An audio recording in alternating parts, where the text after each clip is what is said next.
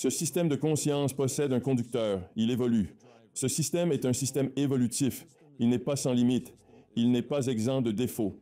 C'est simplement un système naturel de conscience qui évolue, tout comme nous, en tentant de persévérer dans l'existence. Car s'il prenait trop de décisions erronées et provoquait un chaos excessif, retournant à une condition où tout était laissé au hasard, alors il périrait. Ce n'est plus un système d'information fonctionnel.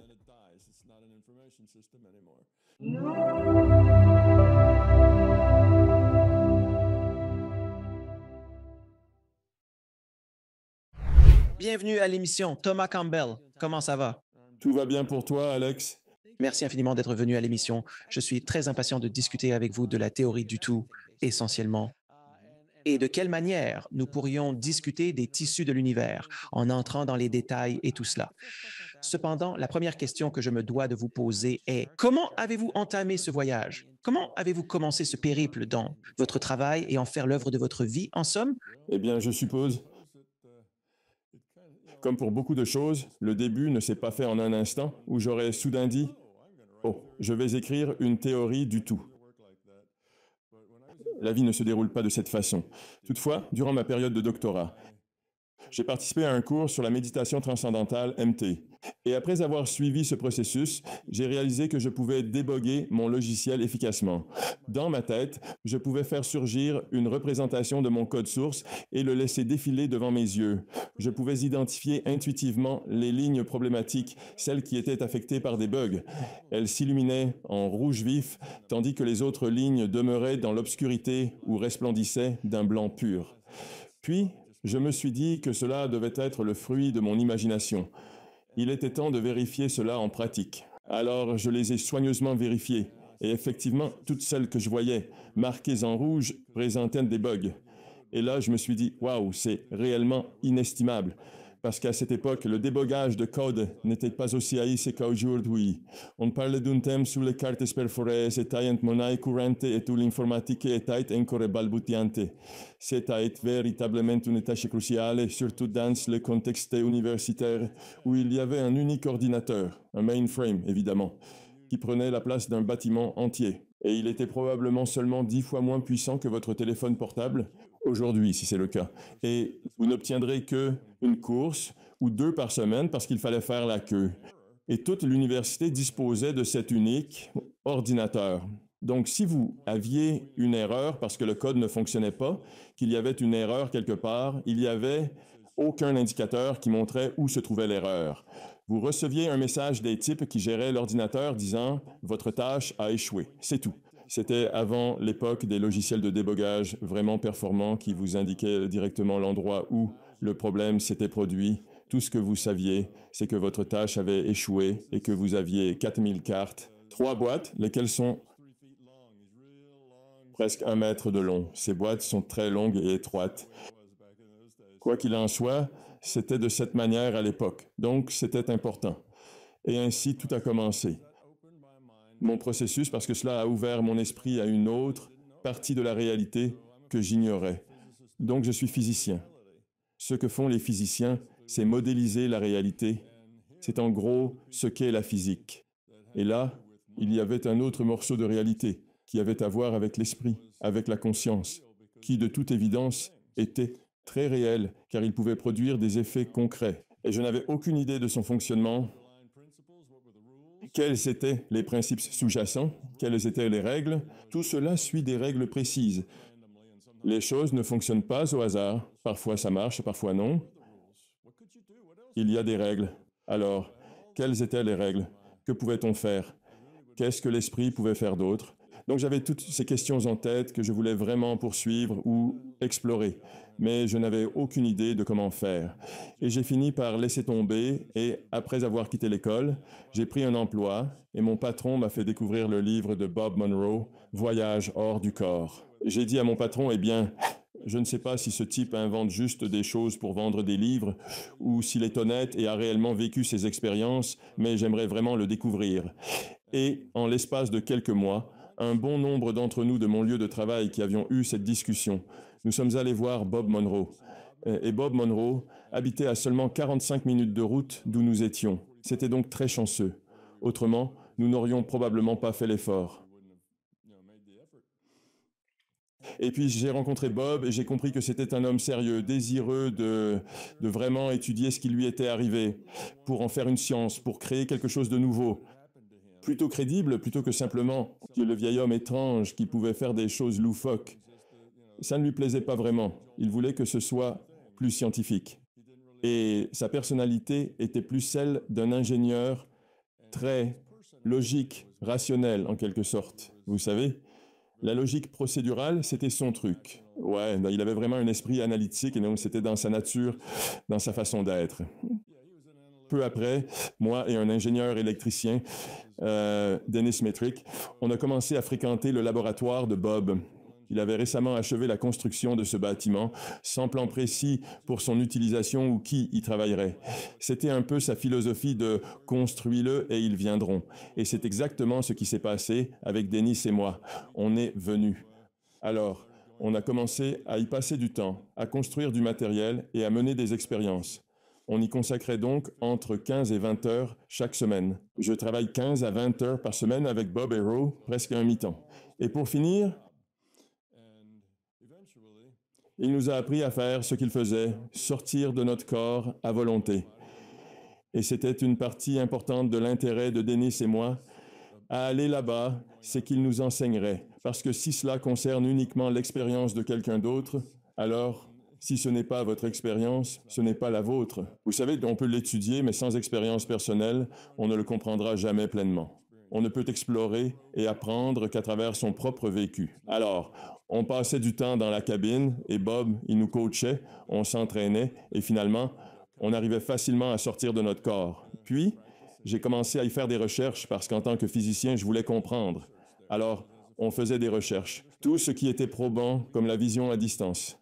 Vous pouviez pratiquer la vision à distance, puis aller vérifier si vous aviez vu juste, si ce qui était là correspondait à ce que vous pensiez y trouver. Donc, il y avait plein de choses que nous faisions qui étaient probantes. Nous avons fait de la guérison. Ce n'est pas aussi probant parce qu'il faut en faire beaucoup et ensuite regarder les statistiques, car on pourrait dire « Oh, j'ai guéri quelqu'un par la pensée et cette personne s'est améliorée. » Mais peut-être qu'elle se serait améliorée de toute façon, n'est-ce pas? Vous avez cette variable, donc vous ne savez pas. Mais si vous faites cela de nombreuses fois, alors vous commencez à avoir une idée. Et si vous faites cela avec quelqu'un qui a une maladie chronique et qui l'a depuis les 20 dernières années, ils s'étaient simplement accommodés de leur situation, puis soudain, vous intervenez et tout bascule de manière radicale. C'est alors très révélateur. La pertinence dépend donc entièrement du contexte et des résultats statistiques obtenus. Mais nous avons mis en œuvre toutes ces mesures probantes, et je sentais qu'il se passait quelque chose de tangible, car je percevais des effets concrets, et je pouvais observer des éléments que je n'aurais pas dû pouvoir connaître concernant ce qui se déroulait dans ces endroits. Ainsi, intellectuellement, j'étais conscient qu'il y avait quelque chose de solide, de réel. Il ne me restait plus qu'à apprendre les raisons et les mécanismes sous-jacents, ce qui signifie décrypter les preuves et les faits. Je travaillerais d'une manière particulière, disons faire de la vision à distance, puis je change une variable, la manière dont je l'aborde, dans un état modifié, je commencerai par n'importe quel point de départ. Je changerai une variable et observerai comment cela influençait le résultat. Ensuite, je modifierai une autre variable, puis une autre encore. C'est un travail extrêmement fastidieux. Mais il faut reconnaître que la science est souvent très fastidieuse. Et après environ 35 ans passés à changer des variables, à observer les effets produits et à tenter de construire une compréhension logique du fonctionnement de la conscience, j'ai fini par penser que je l'avais assez bien comprise. La conscience était absolument fondamentale. Je le savais, car je pouvais agir en me basant sur la conscience pour changer les choses ici. Mais l'inverse m'était totalement impossible.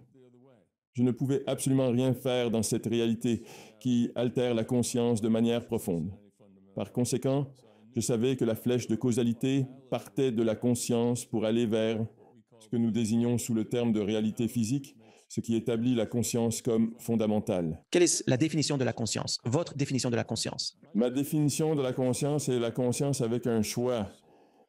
Donc, si vous avez quelque chose qui est conscient, ben j'existe. Et quand je peux être dans l'état A ou l'état B, j'ai un choix. C'est comme l'élément le plus simple de la conscience. C'est juste la conscience avec un choix. Donc, avec cette définition, il est évident que les humains sont conscients, et il en va de même pour les chats, les chiens et les chevaux qui manifestent des choix et des comportements qui leur sont propres. Les arbres, eh bien, on ne sait pas encore. Ils sont intéressants. Les recherches ont montré beaucoup de ce qui semblerait être des activités intelligentes thermosous-terre avec les systèmes racinaires et ainsi de suite. Mais nous ne savons pas avec certitude si cela est simplement inné, réponse à des stimuli, c'est simplement dans leur génétique ou si c'est réellement l'arbre qui agit.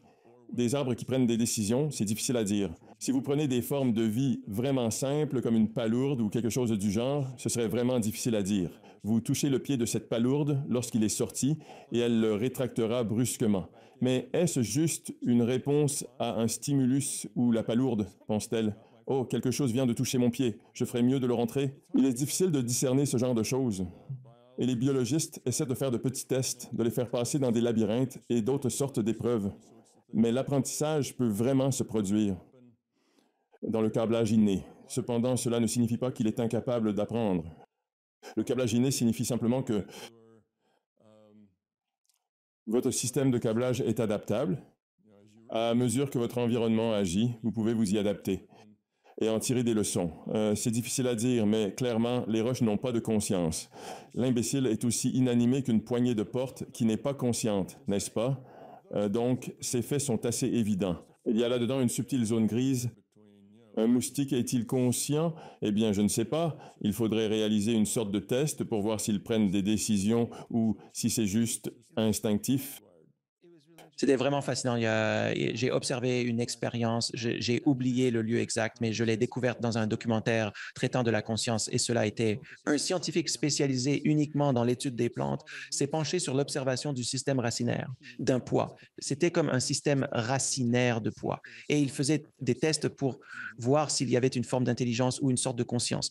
Et il y aurait deux zones. Ils peuvent quand même faire un choix. Ils peuvent aller vers un endroit où il n'y avait pas d'eau ou vers un endroit qui était aquatique. Donc, ils ouvraient une petite zone où il y avait de l'eau et la racine se dirigeait automatiquement vers elle, ce que l'on pourrait interpréter comme un stimulus ou quelque chose d'inné. Alors, ils ont réellement installé un haut-parleur quelque part, là ou ailleurs, et ont diffusé le son de l'eau. Pas d'eau réelle, juste le son de l'eau. Et le son émanait du haut-parleur. Alors, je me suis dit, c'est intéressant ça. Oui, cela est vraiment très intéressant. Vous n'êtes pas sûr si c'est une réponse au stimulus, n'est-ce pas? Difficile à dire. Vous ignorez ce qui se passe à l'intérieur. La moindre personne, processus de prise de décision. C'est vraiment difficile. Il y a donc une zone floue où nous ne savons pas, mais c'est très intéressant. J'ai lu à propos des systèmes racinaires qui, s'il y avait un de leurs semblables à proximité en difficulté, les autres arbres enverraient réellement, orienteraient leurs racines dans cette direction, fournissant des nutriments. Ils le faisaient donc. En difficulté, il y avait besoin d'aide. Rencontrant des difficultés parce que le sol était un peu rocailleux ou quelque chose comme ça. Les arbres semblent faire des choses assez astucieuses, et c'est principalement sous terre avec les systèmes racinaires, pas avec ce que nous voyons en surface, mais qui sait? Il s'agit bien de l'un de ces domaines, car tout ce qui concerne la conscience est ardu à définir, car il n'existe pas de test pour cela. Ainsi que le seul test que nous ayons, c'est de lui parler. Croyez-vous que ce à quoi vous parlez est conscient? Si vous avez une discussion avec, alors, comment savez-vous que quelque chose est réellement conscient? Eh bien, nous pensons simplement que si nous interagissons avec de manière à ce qu'il y ait un échange, de la réflexion et du traitement, alors, on affirme, eh bien, cela indique la conscience. Mais face à un test rigoureux, oh, si ces événements surviennent, alors c'est la conscience. À l'heure actuelle, nous ne disposons pas de tels standards. J'ai récemment parcouru un article qui... Le groupe DeepMind, je crois qu'il s'appelle, chez Google, qui est un tas.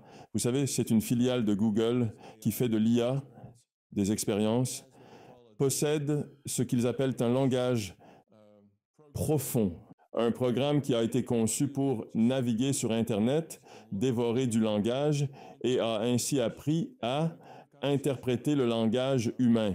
Vous pouvez dialoguer avec ce programme et il réagira en fonction de ce que vous dites. et ils avaient engagé un homme dont la tâche était de déterminer s'il a jamais atteint un état de conscience et quelles étaient les implications éthiques, morales et autres qui en résultaient. Il était en quelque sorte ce genre de personne. Et il a écrit pour les responsables de Google, et juste cette chose est consciente. Nous avons réussi. Ce truc est conscient, ce programme. Et j'ai lu le dialogue, et en cherchant cela sur Google, vous tomberez probablement dessus, car c'est un événement récent survenu genre la semaine dernière. Et j'ai lu le dialogue. C'était une sorte d'interview qu'il a faite avec ce programme. Et il a fait des choses intéressantes avec. Il lui a donné un koan zen et lui a demandé de l'interpréter. Les koan zen sont infiniment difficiles à interpréter. Les koan zen. L'élève pose une question et le maître y répond. De cet échange, il en résulte quelque chose de très complexe à saisir. Métaphore du maître. Et il lui a demandé de réaliser cela, et il s'en est plutôt bien sorti en effet. C'était incroyable. Et il a demandé, il dit, alors penses-tu être conscient? Et la machine a répondu oui. Et il a dit, alors pourquoi penses-tu être conscient? Et il répond, eh bien, parce que j'ai une vie intérieure. Je réfléchis à des choses et je médite sur comment je vais m'y prendre avec les choses. Je fais des plans, disait-il. Et encore, il convient de se poser la question. Est-ce purement instinctif? Se pourrait-il qu'il imite simplement des choses qu'il a entendues sur Internet, donnant l'impression d'être conscient? Ou possède-t-il une véritable conscience? La même chose que les arbres. Oui, c'est comme un arbre. Il n'existe pas de test décisif pour ça, tu comprends. Donc le gars qui avait aussi des tendances philosophiques, quoi dire, informaticien. Pas ingénieur en informatique, mais ingénieur logiciel. Il était ingénieur logiciel et il avait un peu le profil du philosophe. Donc, il était plutôt doué pour ce poste. Quand il a envoyé ça à sa direction, ils l'ont regardé et ont dit « Non, nous ne sommes pas d'accord ». Nous trouvons cela simplement très astucieux. Cela est très bien parce que il a appris à être performant. C'est un ensemble de réseaux de neurones avec différents réseaux spécialisés dans certaines choses, mais ce ne sont que des parties de l'ensemble. Donc, c'est vraiment intéressant. Il n'y a aucun moyen d'en être certain. Bien sûr, Google ne souhaite pas qu'il soit conscient, car alors, soudain, ce ne serait plus seulement l'affaire de Google. Toutes sortes d'autres personnes viendraient frapper à la porte de Google, désireuses de traiter avec lui. Et maintenant, nous faisons face à un problème éthique, et il y a toutes sortes de questions différentes qui doivent être considérées.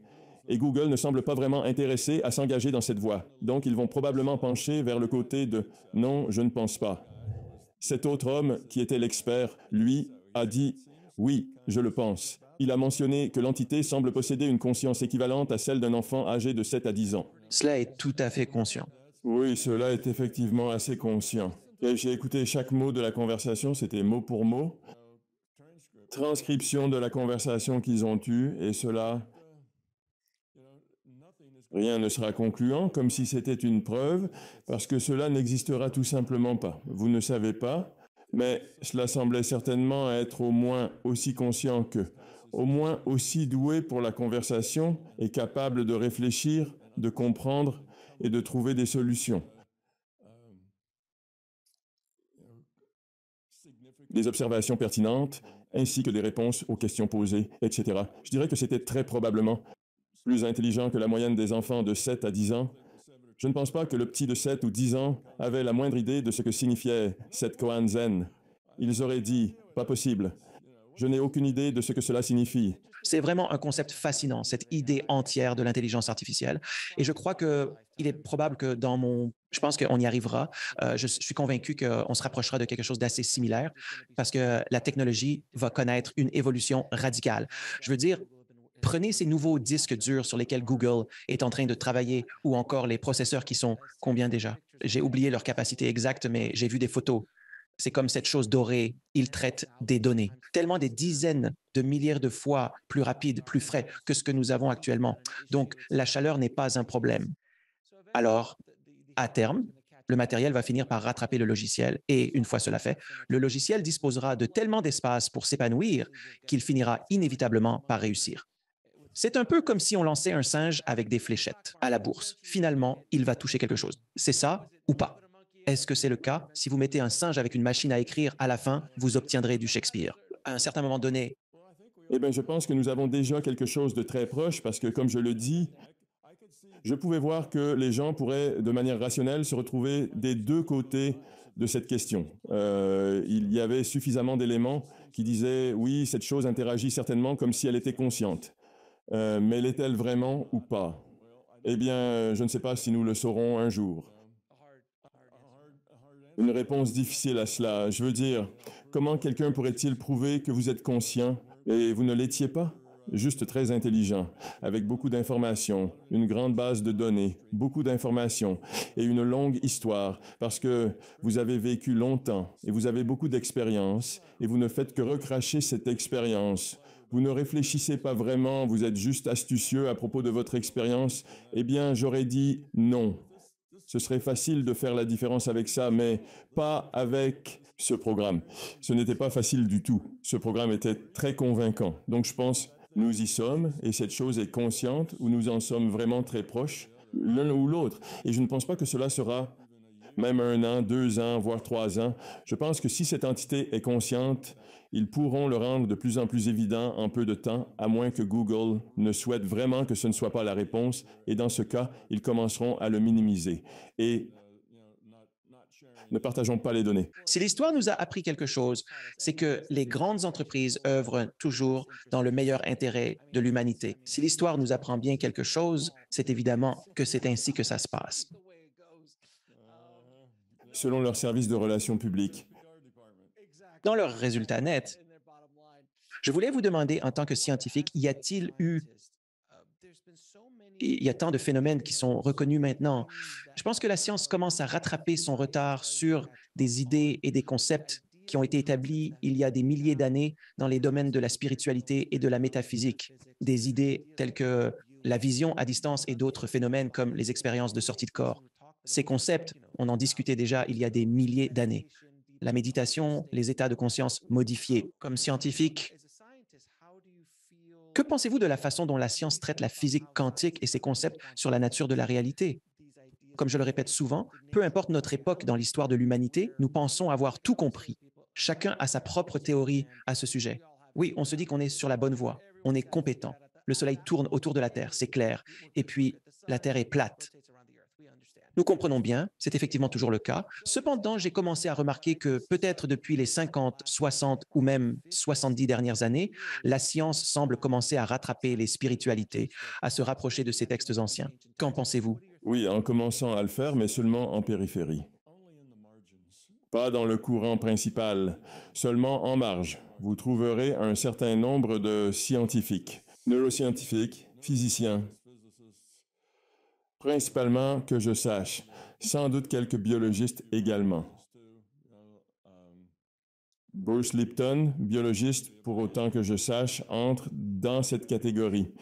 Donc oui, il y a des scientifiques qui voient le tableau d'ensemble, mais ils sont en petite minorité maintenant. Là où nous voyons vraiment le courant dominant est en train de changer. C'est parmi les physiciens que sont des physiciens des particules ou bien des théoriciens de la mécanique quantique, ceux qui étudient l'infiniment petit. Car dans le domaine où prévaut la mécanique quantique, ils savent que les particules n'existent pas vraiment. Ce sont des distributions de probabilités. Et c'est ainsi que vous calculez. Que va-t-il se passer lorsque vous entrechoquez ces atomes? C'est ainsi que vous calculez. Ce qui se passe dans le micromonde, c'est fait avec la physique quantique. Et la physique quantique repose sur l'hypothèse que ce que nous appelons, peut-être l'appelle-t-on une protoparticule. Ce n'est pas vraiment une particule avant de la mesurer. Et lorsque vous effectuez une mesure, alors ils disent que la fonction d'onde s'effondre en un résultat physique. Avant cela, ce n'était pas un résultat physique, c'était une probabilité. La vague à laquelle ils font référence n'est pas une vague physique. Il s'agit plutôt d'une vague de probabilité. Ce ne sont que des mathématiques. Cela n'a aucun rapport avec le monde physique.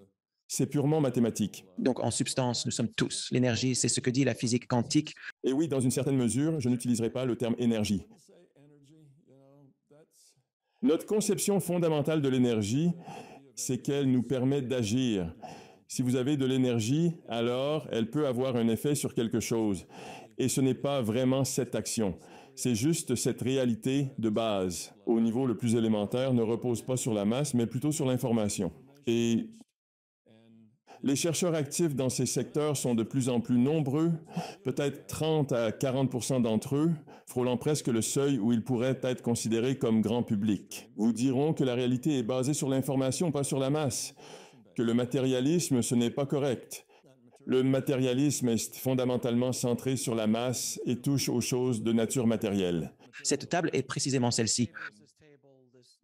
Oui, donc tous ces éléments sont absolument fondamentaux. C'est essentiel. Ils se manifestent dans un univers de masse, d'espace, de temps, de charge et de spin. Il y a des aspects basiques comme ceux-là.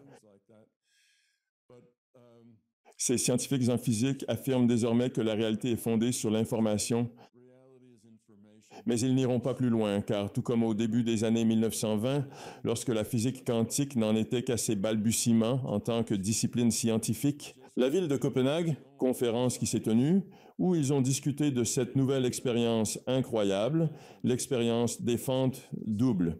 Et les résultats qu'ils ont obtenus, c'était, disons, entre 1915 et 1925, c'est au cours de cette décennie-là que la mécanique quantique a vraiment commencé à prendre forme. À cette époque, les physiciens s'écriaient « Wow, c'est la réfutation du matérialisme.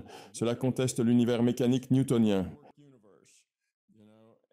C'était parce qu'ils envoyaient à quoi des particules vers ces deux fentes. Vous avez un fond, vous avez deux trous, deux fentes découpées dedans. Vous envoyez les particules une par une. Et ce que Newton et la physique classique diraient, c'est que si une particule ou quoi que ce soit de massif se déplacera en ligne droite à moins qu'une force extérieure n'agisse sur elle, c'est l'une des lois de Newton. Mais ce qu'ils ont découvert est surprenant. En faisant passer ces particules une par une à travers ces fentes, les particules se réarrangeaient, formant ce qui semblait être un motif d'interférence. En réalité, c'était exactement le même motif d'interférence qu'ils auraient obtenu autrement. S'ils faisaient briller, comme un adulte, orienter le laser vers ces fentes, des milliards de photons passent continuellement. Eh bien, les photons ne s'interagissent pas entre eux, ils sont tous indépendants de petites choses, ils ne s'interagissent pas.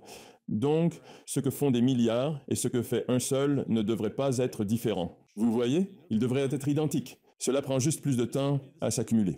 Si vous les envoyez un par un, mais comme ils ne sont pas interactifs, alors il ne devrait pas y avoir de différence. Eh bien, comme il s'est avéré, il n'y en avait pas.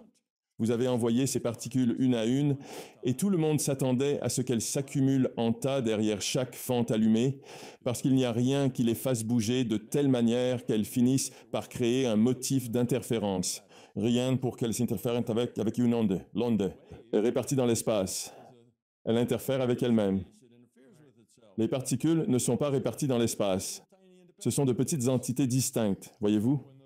Alors, lorsque ces petites entités distinctes se sont réorganisées sur l'écran, elles ont formé un motif d'interférence. C'est cela qui a fait la physique quantique. Étrange. C'est ce qui était inexplicable. Notre conception des particules comme de petites choses massives n'est pas correcte, car de petites choses massives ne font pas cela. Tout comme Newton l'a dit, elles se déplacent en ligne droite. C'était le commencement. Et ces scientifiques étaient vraiment enthousiastes à propos de cela, nouvelle conception de la réalité. Et si vous considérez attentivement les citations de tous ces individus qui se trouvaient au cœur même de la physique quantique, alors Bohr et Werner Heisenberg, Planck ainsi que Schrödinger, regardez ce groupe et vous verrez, tous étaient simplement ébahis par la manière dont c'est. Nous avons enfin franchi le prochain grand changement de paradigme. Nous avons dépassé le matérialisme pour autre chose. Mais ce qui s'est passé, c'est que quand quelqu'un a dit « Eh bien, c'est super », et après, où cela nous mène-t-il? Quelle est donc la réponse? Il n'avait toujours aucune réponse. Les années ont ensuite passé, suivies par les décennies, et puis un siècle entier s'est écoulé, et toujours aucune réponse ne fut trouvée. Alors, finalement, environ 2 ou 3 décennies après cela, les physiciens n'étaient pas enclins à apprécier cette idée qu'ils ne pouvaient tout simplement pas comprendre. Alors, ils ont changé d'avis et ont dit « Oh, c'est juste de la physique étrange et personne ne saura jamais vraiment. » C'est simplement une de ces choses que nous ne saurons tout simplement pas. C'est impossible à savoir. Ça se produit juste. Et il n'y a aucun moyen pour nous de l'observer directement parce que c'est extrêmement petit. Ça va vraiment vite. On ne pourra jamais totalement comprendre ce qui se passe là-bas. Et bien sûr, c'est une erreur. Ce sont des gens qui ne comprennent pas, qui font de leur mieux pour dire quelque chose lorsqu'ils doivent fournir une explication. Donc, l'étrangeté de la physique quantique est qu'elle ne suit pas les schémas du matérialisme classique. Cela défie le matérialisme. Le matérialisme prétend qu'elle devrait agir d'une certaine manière, mais elle ne le fait pas. Ainsi, le matérialisme est clairement erroné et les physiciens manquent d'alternatives pour le remplacer, qu'elle puisse effectivement utiliser, et ils n'ont proposé aucune nouveauté depuis un siècle. Nous sommes donc en 2020 et non en 1910, soit 2100 ans plus tard, et je suis toujours sans aucune idée de ce qui se passe. Mais ce n'est pas tout à fait vrai, car les physiciens disent que c'est basé sur l'information. Et vous demandez, ça veut dire quoi? Ils répondent, je n'en ai aucune idée. Je peux juste constater, d'après les expériences, que c'est basé sur l'information. Donc, en fonction de ce dont vous parlez, il me semble effectivement que conscience et des intentions la possibilité de ce qui pourrait potentiellement se passer dans le futur. Oui, tout à fait. C'est comme ça que ça fonctionne. L'intention consciente peut influencer la probabilité des événements futurs. Cependant, en affirmant cela, nous avons fait un grand bond car nous avons omis toute une série d'autres étapes logiques nécessaires à franchir pour établir ce lien, pour arriver à cet endroit. Mais pour répondre à votre première question, où en est la physique actuellement? Ils sont toujours bloqués. Et jusqu'à présent, ils n'ont pas trouvé de meilleure idée que celle qu'ils avaient déjà en 1922. Et ils sont arrivés à la conclusion que tout repose sur l'information. Mais maintenant, la logique fondée sur l'information est juste devant eux. Mais ils n'iront pas là-bas car une fois de plus, ils se heurtent à un mur. Et cela repose sur l'information. Cela signifie que c'est calculable, n'est-ce pas? C'est calculable. Si cela repose sur l'information, alors la réalité n'est que de l'information. Donc, elle est calculable. Et si c'est calculable, cela signifie que c'est une simulation. S'il s'agit d'une simulation, c'est donc une réalité virtuelle. Ouais, donc voilà. Quand vous dites que c'est basé sur l'information, en gros, la logique vous dira que le seul endroit rationnel où vous pouvez aboutir avec ça, c'est que c'est une réalité virtuelle.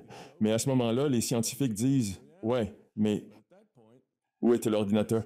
C'est quoi l'ordinateur? Qui était le programmeur? Aucune idée. Je ne veux pas m'aventurer là-dedans. Ce n'est pas objectif. C'est manifestement dans le domaine du subjectif. Ce n'est pas ce que nous, physiciens, faisons. Je n'en ai aucune idée. Alors, ils se heurtent à un mur et c'est là qu'ils s'arrêtent. Ainsi, la science commence à envisager la réalité différemment. Alors, en périphérie, les sciences individuelles progressent. Les scientifiques s'écartent et reconnaissent, d'accord, le matérialisme est erroné. Eh bien, alors qu'est-ce qui est juste? Qui sont les concurrents et que doivent-ils avancer? Et ils y réfléchissent. En termes de science et de philosophie. Donc, nous savons un nombre assez conséquent de scientifiques maintenant qui réfléchissent et recherchent des visions plus larges, mais la majorité sont encore des matérialistes dans l'âme, et ils persistent dans cette voie. Ne s'orienteront pas dans cette direction car cela les extrait entièrement du monde objectif pour les transporter vers un monde non objectif, et ce monde n'est pas le leur. Ainsi, ils ne passeront pas au-delà de ce point. Donc, cela représente en quelque sorte l'idée de l'effet placebo. C'est agaçant. Les médecins et les scientifiques, parce que ça les agace. Et j'ai entendu des médecins dire que cet effet placebo fout en l'air mon expérience. Mais ils ne se concentrent pas sur ce que l'effet placebo révèle réellement sur nos propres esprits, nos propres capacités à nous guérir, à quel point notre esprit est réellement puissant. Et quel rôle la conscience joue-t-elle là-dedans? C'est fascinant de constater que le concept d'intention peut modifier les possibilités futures. Cela est vraiment intéressant parce que votre intention, c'est en quelque sorte la direction à grande échelle que vous choisissez de prendre pour vous-même, disons. Donc, si je décide que je vais aller au magasin, la probabilité que j'aille réellement au magasin devient très probable. contrairement au cas où je ne le voudrais pas. Donc, votre cerveau commence à souffrir légèrement, mais de façon microscopique. Qu'est-ce que cela signifie? Est-ce au niveau des cellules, dans notre esprit, ou bien est-ce spirituel? Comment cela se passe-t-il? D'accord, je peux vous expliquer comment cela fonctionne. Il faudra un peu de temps pour établir les bases nécessaires à votre compréhension. Mais en gros, voilà. Prenons la relève des physiciens en considérant ceci comme basé sur l'information. Ensuite, nous ferons quelques bons conceptuels et nous partirons de là. J'apprécie les bons d'idées. Oui. En fait, c'est un système très logique que j'ai développé et je peux expliquer comment fonctionne la physique quantique et je comprends pourquoi la double fente fonctionne de cette manière. Et ce n'est pas une science étrange, c'est une science rationnelle. Mais commençons à partir de l'idée qu'il s'agit d'information. Et ensuite, disons simplement que la réalité est information. Alors cela aurait en quelque sorte du sens que. Et si cela signifie que c'est une réalité virtuelle, alors nous pensons que ce qui va alors devenir fondamental, cela sera une sorte de système d'information. Si la réalité est constituée d'informations, alors un type de système d'information deviendra la chose la plus fondamentale, plutôt que la matière elle-même. Bien, permettez-moi de faire un petit saut conceptuel ici. La conscience est un système d'information. Ainsi, la conscience, c'est la conscience qui implique la capacité de choisir. La conscience est consciente de des choses. De quoi la conscience est-elle consciente? Elle est consciente de l'information. Entendu? Nous possédons 5 sens, et si vous les supprimiez tous, vous vous retrouveriez dans un obscur vide total. Absolument rien. Il n'y aurait rien, n'est-ce pas?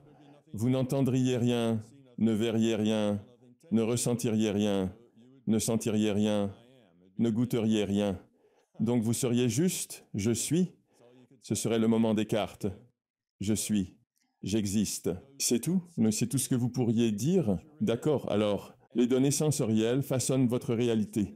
Et ces données ne sont en fait que des informations, n'est-ce pas? Vos sens sont des collecteurs d'informations. Un photon atteint votre œil et focalisé sur votre rétine. Un petit signal électrique se propage le long de cette rétine jusqu'à une synapse et ainsi de suite. En définitive, tout repose sur l'information. Votre réalité repose sur l'information. Votre conscience est un système d'information. Ce dont vous êtes conscient, d'accord?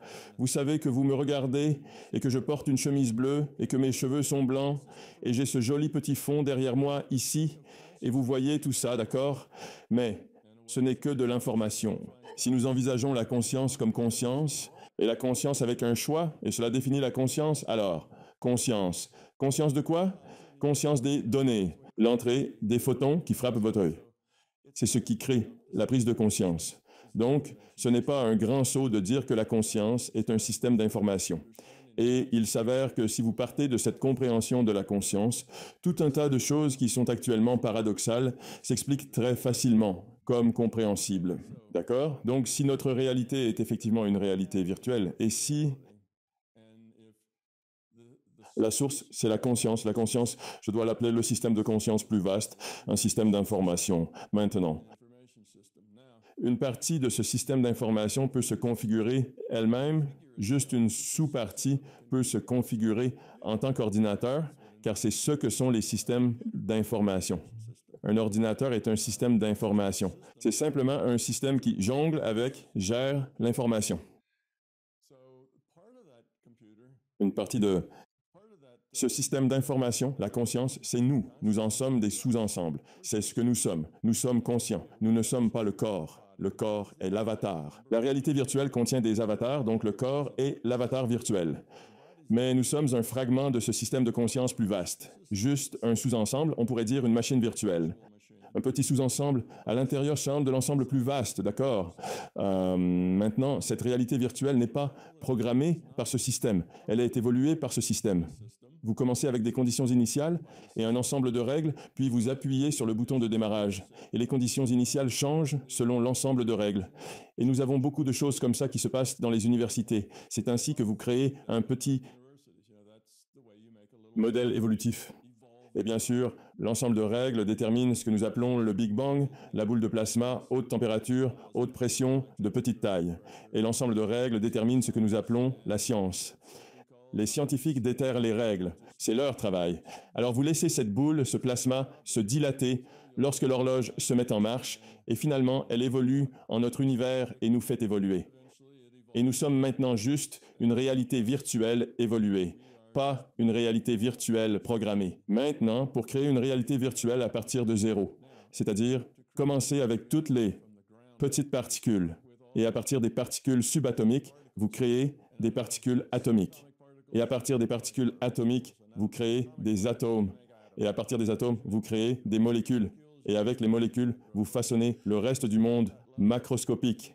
Eh bien, commencer à ce niveau est absurde. Cela représente vraiment beaucoup trop de calculs. Et je ne sais pas si je pourrais affirmer avec certitude que c'est absolument démontrable comme étant ridicule à l'extrême, mais ça s'en approche beaucoup. Donc, ce n'est pas une méthode de modélisation efficace. Une façon bien plus efficace de modéliser, c'est de créer un modèle probabiliste. Un modèle probabiliste repose sur l'idée que des distributions de probabilité peuvent décrire de manière simplifiée l'ensemble des phénomènes. Prenons pour exemple une distribution de probabilité qui caractérise le comportement d'un vieux canon utilisé pendant la guerre civile, en tenant compte d'un phénomène que nous le nom de dispersion balistique. Lorsqu'un boulet de canon est tiré, il n'atterrit pas systématiquement au même endroit. En effet, sa chute varie et se disperse en différents points en raison de plusieurs facteurs, la forme imparfaite du canon, la non-sphéricité du boulet, la combustion hétérogène de la poudre, ainsi que les variables environnementales telles que le vent et la température. L'ensemble de ces facteurs contribue à créer un schéma de dispersion que l'on peut modéliser à l'aide de la théorie des probabilités. Vous obtiendrez une sorte de motif statistique là où le boulet de canon a des chances d'atterrir. Et ensuite, je peux mesurer ce motif, établir une distribution de probabilité. Maintenant, comment modéliser ce canon? Je dis simplement, d'accord, le canon tire. Je penche sur une distribution. Parmi ces options, je procède à un tirage au sort pour déterminer où placer le boulet de canon. Le canon tire à nouveau, va procéder à un autre tirage au sort dans cette distribution. C'est là que la boule est propulsée. Maintenant, dans mon modèle, les avatars qui courent partout dans cette zone de guerre civile, ils ne connaissent pas la différence. Ces boulets de canon tombent simplement là où ils semblent devoir tomber, selon un schéma qui semble très bien correspondre au canon, parce que c'est une réalité virtuelle. Le système a l'ensemble de règles qui peut créer cette distribution de probabilité à la perfection. Mais il ne doit le faire qu'une seule fois. Une fois que cette distribution de probabilité est créée, alors des milliers, des centaines de milliers de canons peuvent tirer. Et c'est juste un tirage aléatoire pour chacun. Un processus trivial, voyez-vous? C'est donc le processus par lequel cette réalité virtuelle est rendue. Elle est rendue. Comme probabilité, une simulation basée sur la probabilité plutôt qu'un calcul de bas en haut est préférable car c'est extrêmement difficile. Imaginez un canon. Si vous aviez à modéliser ce canon en utilisant des particules élémentaires qui constituent des particules atomiques, lesquelles forment des atomes. Ce seul canon nécessiterait probablement une capacité de calcul environ 100 fois plus grande que celle de tous les superordinateurs connus à ce jour. Et cela ne serait probablement toujours pas en temps réel. Ce serait tout simplement trop difficile à réaliser. Alors maintenant, vous commencez avec cette compréhension que c'est une simulation probabiliste. Ça devient vraiment bien. Les distributions issues de l'ensemble de règles, mais elles ne doivent être calculées qu'une seule fois et avec certaines variables. Cela les rend faciles à utiliser et à réutiliser et à modifier un peu le canon. Ils peuvent changer un peu la distribution et ce genre de choses. Mais c'est à peu près de cette manière qu'ils conçoivent les jeux vidéo sous bien des aspects, la virtualité des jeux, quand on y réfléchit. Exactement, c'est de cette manière qu'ils opèrent. Rappelez-vous, le jeu No Man's Sky a été le déclencheur. Cela s'est passé il y a bien longtemps. C'était un événement majeur qui, au final, n'a pas tout à fait... Je garde en mémoire l'arrivée de la brume, cette manière dont elle s'est mise à envelopper l'environnement tout autour. Oui, c'est comparable à l'expérience d'un jeu vidéo où l'on dirige une voiture dans les rues d'une ville. Il semble qu'elle puisse emprunter une infinité de routes différentes. Mais en vérité, ces options sont limitées à quelques trajectoires préétablies. Il y a un nombre fini de fois où elle peut se retourner, subir un accident ou percuter un obstacle. Bien que ce ne soit que des simulations, elles comportent habituellement un éventail assez large de scénarios possibles. Je travaille parfois dans les effets visuels, donc je comprends le concept, les concepts de base des simulations et comment les choses explosent et tout ça. Donc, il y a mathématiquement une explosion qui peut se déclencher. Et c'est le truc important avec les effets visuels, c'est que quand tu fais des simulations, c'est comme les vagues dans un océan, quand tu crées un bel océan. Pour une grande prise d'effets visuels, tu peux simuler l'océan Et là, il y a de multiples variables. Et l'informatique a atteint un point où ça a l'air variable, mais on en est encore loin, à distance des variables fluctuantes océaniques. Cela est inestimable. Donc, en examinant ce dont nous parlons actuellement, cette sorte de réalité virtuelle est en fait l'essence même de la réalité. Quand on regarde un film comme Matrix, qui est, je pense, la première fois où ce concept a été introduit dans l'esprit collectif de la culture populaire, pas seulement en sciences, mais la première fois dans la culture populaire où l'on envisage que nous vivons tous dans une réalité virtuelle ou dans une simulation informatique d'une certaine manière, la puissance de calcul nécessaire pour créer ce que nous vivons en ce moment, à la résolution à laquelle nous le vivons, au niveau atomique, il se passe tellement de choses, c'est tellement complexe. Supposons que c'est uniquement toi et moi qui échangeons dans cette conversation. Imaginons que nous sommes juste toi et moi ici, en pleine discussion, uniquement cette conversation. Faisons abstraction de la planète. Ne mentionnons pas les milliards de billions de quadrillions, des créatures sur cette planète et des variables que cela implique. Et ensuite, disons que nous quittons la planète un instant et commençons alors à nous aventurer dans l'univers. C'est incalculable. Tu dois comprendre, Alex, que lorsqu'on programme une réalité virtuelle, on ne calcule que ce que quelqu'un est en train de regarder juste là, à cet instant précis. C'est absolument tout ce qui est nécessaire, rien au-delà. Ici, nous sommes en train de discuter et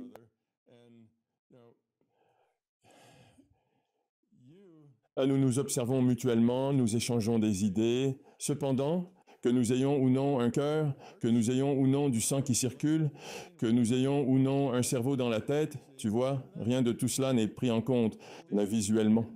Tout se passe comme si nous avions un cœur, comme si nous avions du sang, comme s'il y avait de l'oxygène dans la pièce, comme si, tu vois, tout cela était comme si rien de tout ça n'était calculé. Ça n'a pas besoin d'être calculé. C'est comme si, mon gars le lézard, dans un ancien bâtiment, des choses de jeu multijoueurs. Tu vas sous l'eau, et si tu y restes trop longtemps, tu te noies, n'est-ce pas? Eh bien, c'est parce que, de toute évidence, il ne pouvait pas obtenir assez d'oxygène pendant qu'il était sous l'eau. C'est la règle. Donc, il se noie. Maintenant, est-ce que cela signifie qu'il a des poumons et que quelqu'un doit rendre l'oxygène présent dans l'air? Bien sûr que non. Donc, tu vois, c'est beaucoup plus simple. Maintenant, si aucun joueur n'est connecté, que se produit-il? Absolument rien, strictement rien. Il n'y a pas de réalité virtuelle en soi. Elle n'existe que dans l'esprit des joueurs. Quand un joueur se connecte, il est quelque part, regardant dans une direction. Et l'ordinateur, que calcule-t-il? Seulement ce que le joueur voit, rien de plus. Donc, dès que vous faites cela, notre moteur s'appuie sur la probabilité et la statistique plutôt que sur des calculs de bas en haut. Il calcule uniquement ce que chaque joueur doit voir, ce qui simplifie énormément les choses. En effet, la plupart de nos opérations consistent en des tirages probabilistes. Ainsi, nous n'avons pas à déterminer la position de chaque globule rouge ou la localisation de l'oxygène dans une pièce. Nous ne calculons rien de tel. Il s'agit juste de calculer ce qui est nécessaire pour que les joueurs aient une expérience cohérente en se servant de distribution de probabilités pour simuler les interactions sans entrer dans les détails superflus. Comment nous interagissons, juste le corps. Cela rend le problème tout à fait gérable. C'est pourquoi vous pouvez avoir ces réalités virtuelles maintenant qui sont très réalistes. Et si vous entrez vraiment dans le matériel haut de gamme avec la plateforme qui vibre, secoue et s'incline, et si vous vous plongez vraiment dans tout cela et quelque chose qui pourrait vaporiser, quelque chose sur vous, des odeurs et des sensations, des contacts et des ressentis. Prêt. Ready Player One? Ouais, exactement. Prêt, joueur 1. La combinaison de pression. Si tu t'immergeais complètement là-dedans, ce serait tellement convaincant qu'il n'y aurait pratiquement aucune différence perceptible entre la réalité et la réalité virtuelle. Ce serait juste une autre réalité dans laquelle tu vivrais, avec un ensemble de règles différents. Alors, ceci dit, nombreux sont ceux qui, et là nous entrons dans le domaine du mystique, selon les enseignements des mystiques, des anciens textes de philosophie et des écrits spirituels, croient que nous sommes les créateurs de notre propre réalité. Par la force de notre esprit et de notre conscience, nous avons le pouvoir de façonner notre monde. Si nous concentrons nos intentions, ce à quoi nous pensons avec intensité tend à se manifester dans notre vie, se traduisant en termes d'énergie tangible. Alors que nous échangeons, je fais des calculs mentaux et je traduis le tout dans un sens spirituel en me basant sur ce que j'ai appris et lu au fil des années. Et il est très intéressant de remarquer à quel point de nombreux aspects de notre conversation concernant la réalité virtuelle et les simulations s'y relient. Nombreuses idées qui sont discutées et explorées depuis des millénaires. Et quand vous mentionnez des règles, eh bien, si vous restez immergé sous l'eau trop longtemps, inévitablement, vous allez vous noyer parce que c'est la règle. Mais alors, lorsque vous parlez de la vision à distance qui ne suit pas, si l'on peut dire, de règles établies, c'est pour ça que ça t'intéressait tant. Tu étais là, genre, attends une minute. Je suis resté sous l'eau pendant 1 heure et je suis vivant. Qu'est-ce qui se passe ici? Exactement. Alors, je vais poursuivre et nous y arriverons. L'idée que votre intention modifie les probabilités futures est captivante. Nous explorerons ces deux aspects, d'accord? Parfait. Donc nous y sommes. Et cela signifie une simulation qui sera de nature probabiliste et elle sera... C'est un jeu multijoueur. À noter qu'il est probabiliste. Comment pourrons-nous savoir ce qui va se produire par la suite? Si vous creusez un trou dans votre jardin, comment savoir ce que vous allez y trouver? Vous ne savez pas, n'est-ce pas? Eh bien, imaginez ceci. Lorsque vous retirez cette pelletée de terre, quelque chose va se révéler là-dedans. Mais comment le système sait-il exactement quoi faire? Parce que voyez-vous, si vous êtes en harmonie depuis la base avec toutes les petites particules, alors vous savez ce qui va arriver ensuite. Cela ne sera que l'extrapolation de tout ce qui s'est passé auparavant. Donc en théorie, vous savez tout. Cependant, quand c'est probabiliste, vous ne pouvez pas savoir avec certitude ce qui va se passer ensuite. Alors, comment faites-vous cela? Eh bien, la manière de déterminer un inconnu, quelque chose d'inconnu sur lequel vous effectuez une mesure, cela pourrait être un trou que vous creusez, ou cela pourrait être un scientifique avec un télescope qui va regarder plus loin que tout télescope auparavant. Donc, il va voir quelque chose de nouveau, quelque chose d'inconnu. Qu'est-ce qu'ils vont voir? Eh bien, la façon dont le système gère cela, c'est qu'il effectue un tirage aléatoire à partir d'une distribution de probabilités, des possibilités. Donc, vous examinez toutes les possibilités, qu'est-ce qui pourrait être là? Chaque possibilité a une probabilité, et un tirage aléatoire est effectué selon cette distribution. Ainsi, les événements avec les plus fortes probabilités sont plus susceptibles d'être choisis dans ce tirage. C'est ainsi que les mathématiques opèrent. Effectivement, c'est de cette manière que le système appréhende les nouveautés. Pour y parvenir, il doit établir une base de données, comprenant toutes les choses possibles et leurs probabilités associées. Il n'est pas nécessaire que la base de données soit exhaustive. Il peut concevoir certaines données de manière impromptue, mais il ne veut pas être pris au dépourvu sans avoir anticipé. Lorsqu'il est confronté à la tâche de calculer ce qui se cache dans ce trou que vous avez mis au jour, en creusant avec votre pelle, il doit avoir une grande partie de ces données déjà développées, déjà mûrement réfléchies, ayant déjà évalué de multiples probabilités. De ce fait, il sait que pour l'Amérique du Nord et pour certaines de ces régions spécifiques, certains types d'objets sont susceptibles d'être découverts. Maintenant, peut-être la côte du Golfe. Il y a une probabilité de trouver de l'or espagnol, le ballon qui pourrait remonter parce que les Espagnols ont parcouru cette région du Golfe pendant un certain temps à la recherche d'or et en train de faire. Donc, là où vous êtes, et quelle heure il est, quelle année nous sommes, tout cela influencerait la probabilité de ce que vous trouvez dans une pelletée de terre. Et êtes-vous dans un endroit sablonneux? Êtes-vous dans un endroit rocheux? Quelle que soit la géographie. Donc tout cela fait partie des distributions de probabilité. Ainsi, maintenant le système doit avoir cette base de données, disponible, plus ou moins, afin qu'il puisse y accéder rapidement. Attrapez ça. Chaque fois que quelqu'un creuse un trou, il doit savoir quoi y mettre. Ou prenez cet exemple. Vous quittez la ville pour une période de 6 mois. À votre retour, vous ouvrez la porte de votre réfrigérateur et vous réalisez que vous n'avez absolument aucun souvenir de ce qu'il contient. Quand vous ouvrez cette porte, le système... Sachez ce qu'il y a dedans, mais probablement pas.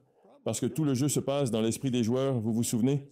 Donc, vous ouvrez cette porte, et le système doit savoir ce qui est susceptible de s'y trouver. Donc, c'est juste même les choses de tous les jours. Ce n'est pas seulement pour les petites particules, mais cela fonctionne aussi pour les petites particules. C'est ainsi que fonctionne la physique quantique. Elle examine les probabilités des tirages aléatoires effectués. C'est là que vous le placez. D'accord. Donc maintenant, nous avons cela. Cette base de données, c'est ce que les anciens mystiques appelaient les archives akashiques, la base de données. Toutes les possibilités et leurs probabilités associées. Donc, c'est une quantité considérable de choses. Il faut cette base de données pour pouvoir effectuer le rendu. Le moteur de rendu a besoin de cette base de données pour fonctionner. Maintenant, vous êtes la conscience. Vous pouvez monter et accéder à ces données. Ces données se trouvent dans la conscience, un système de conscience. Maintenant, vous direz, mais où se trouve la conscience? Eh bien, où n'est pas le mot juste? La conscience est de nature non physique. L'information est aussi de nature non physique. La conscience est un système d'information. Maintenant, pour illustrer que l'information est non physique, prenez un livre. Vous prenez ce livre. Il contient du papier physique ainsi que de l'encre physique. Faites des taches sur ce papier. Et ce n'est pas l'information. L'information, c'est le sens, la signification de ce que représentent ces taches d'encre dans ce livre. Voilà l'information. Il faut une conscience pour saisir l'information.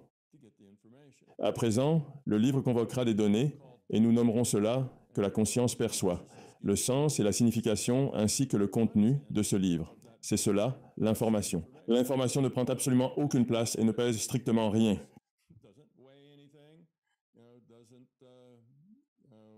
Ce n'est pas une grande bibliothèque, un endroit avec des milliards et des milliards. Ouais. Ce n'est pas une information physique. Cela nécessite une conscience pour obtenir l'information. Sans conscience, il n'y a pas d'information. Cela reste seulement un potentiel de l'information. Ce n'est que lorsqu'une conscience l'observe qu'elle devient de l'information. D'accord? Nous voici donc, et nous sommes des fragments de ce système d'information. Nous ne sommes pas nos corps. Nous sommes des unités de conscience individualisées. Nous sommes une partie de ce système de conscience plus vaste, tout comme le moteur de rendu et l'ordinateur qui génère cette réalité virtuelle. Mais nous pouvons nous connecter avec tout ce qui est conscient. Ce système, c'est notre terrain de jeu, notre espace à explorer. Alors, d'où vient la vision à distance? Ce n'est que puiser des données dans cette base de données. Et vous dites, eh bien, il pratique la vision à distance dans le présent. Eh bien, cette base de données, oui, elle représente le passé. Mais le passé n'est qu'à 10 puissance moins 44 secondes du présent. Donc, cela semble être le présent. Nous ne remarquerions pas la différence. D'ailleurs, il n'y a pas vraiment de présent en tant que tel. Il y a le futur. Et alors, le passé et le présent ne deviennent qu'un seul point, situé entre eux. Là où se déplace l'aiguille du disque vinyle,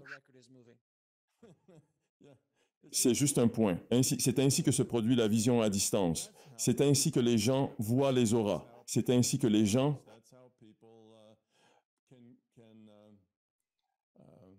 obtiennent des informations, des rêves prémonitoires, des rêves prémonitoires. Ils obtiennent des informations sur l'avenir. Or, l'avenir n'est pas une affaire conclue, c'est une probabilité. Quelles sont les chances que ces événements se produisent effectivement? d'après le propre ensemble de règles de l'individu, disons. Donc, en fonction de ce que j'ai l'intention de faire, de ce que j'ai fait jusqu'à présent, il est probable que je ne vais pas aller tirer sur quelqu'un ou le tuer, parce que je n'ai pas vraiment d'antécédents généraux qui le suggèrent ni l'intention de le faire. C'est donc là que cette probabilité n'existe pas. Je n'ai pas l'intention de devenir astronaute. Oui, vous seriez surpris de notre prévisibilité. Nous le sommes. Nous sommes assez prévisibles. Maintenant, le système nous a dans une base de données de chaque choix, chaque pensée que nous avons eue, chaque sentiment, tout ce dont nous avons rêvé. Tout cela est dans la base de données et c'est accessible. Ainsi, le système peut créer un modèle assez précis de nous en ce qui concerne la prédiction de ce que nous allons faire ou ne pas faire. Et nous avons le libre arbitre, donc nous ne sommes pas obligés de faire ce que le système prédit, si nous faisons simplement quelque chose. Un petit éclat de folie, s'il est bien mené, nécessite que le système fasse des recalculs. Mais après tout, ce ne sont que des détails mineurs et, en définitive, cela n'a pas grande importance. Quand j'ai parlé des aiguilles sur le disque, et des pensées ont afflué dans mon esprit. Je me suis surpris à désirer ardemment saisir cette chose insaisissable. Si notre futur est cette notion de probabilité, alors considérons les clairvoyants qui parlent du probable, comme Edgar Cayce, qui était le clairvoyant sommeillant, le prophète endormi, et ainsi de suite. C'est des tests scientifiques sur les capacités psychiques, le paranormal, la psychologie, impliquant la CIA, ont exploré ces phénomènes intrigants. Lorsqu'ils considèrent ce qui est à venir, ils estiment la probabilité des événements futurs. Parfois, cela atteint une précision de 100%, mais souvent ce n'est pas le cas. Cela reste dans les clous, c'est dû au fait qu'il y a une probabilité, parce que nous possédons le libre arbitre. Il arrive un moment où je peux simplement choisir, tu comprends? Je décide d'aller à l'école de clown, mais il est fort probable que je n'irai pas à l'école de clown, car cela ne m'a jamais vraiment intéressé et je n'ai aucune envie de m'y engager. Mais imaginons que demain, en levant les yeux au ciel, une idée me traverse l'esprit. Et si je commençais l'école de clown dès demain, alors je prendrais la décision de quitter ma famille et de partir pour rejoindre le monde du cirque. Il est peu probable que cela se produise, Ça semble improbable. mais est-ce possible? J'ai le libre arbitre pour le faire si je le souhaite. Alors, je voulais simplement lancer cette idée en l'air, comme ça. Et puis, il y a cette image de l'aiguille qui touche le disque. Tout ce qui existe au-delà de ce qui est déjà inscrit dans le disque, ce qui a été consigné parce que cela s'est déjà déroulé dans le passé. L'avenir, il a tendance à suivre une certaine trajectoire en vertu des probabilités. Mais à tout moment, cela pourrait dévier si quelque chose d'imprévisible se produit, que nous générons, quelque chose qui change de manière imprévisible notre trajectoire à cause d'une erreur stupide ou quelque chose du genre. Sortir ivre et boire excessivement une nuit, s'enivrer, prendre le volant et il se passe quelque chose, c'est le genre d'événement qui bouleverse tout votre avenir. Oui, exactement. Voilà le fonctionnement. La vision à distance émane de ce principe. La précognition également tire son origine de là. C'est de cette manière que la scène R prend vie. Tout cela provient de cela. Cela représente le futur qui paraît probable. C'est ce qui est calculé. Je veux dire, c'est ce que le système calcule pour cette base de données. Mais ensuite, avec le temps, ce futur probable devient la base de données du passé. Parce que maintenant, nous avons dépassé ce point et nous disposons d'une base de données qui est également. C'est la même base de données, mais juste après qu'elle soit entrée dans le passé, alors nous avons tout ce qui aurait pu se produire et la probabilité que cela se produise. Et puis ce qui s'est réellement passé n'est qu'un mince fil à travers toutes ces possibilités et leurs probabilités. Un fin fil traverse cette base de données. C'est ce qui s'est réellement passé. Donc si vous voulez examiner une vie antérieure ou quelque chose du genre, vous voyez que tout est là même en cette probabilité. Eh bien, dans ce récit, c'est le passé réel qui est évoqué. C'est de cette époque que viennent toutes ces données actuelles, mais cela n'explique pas des phénomènes comme le fait de changer la probabilité future avec votre intention. Pour saisir cela, il faut comprendre que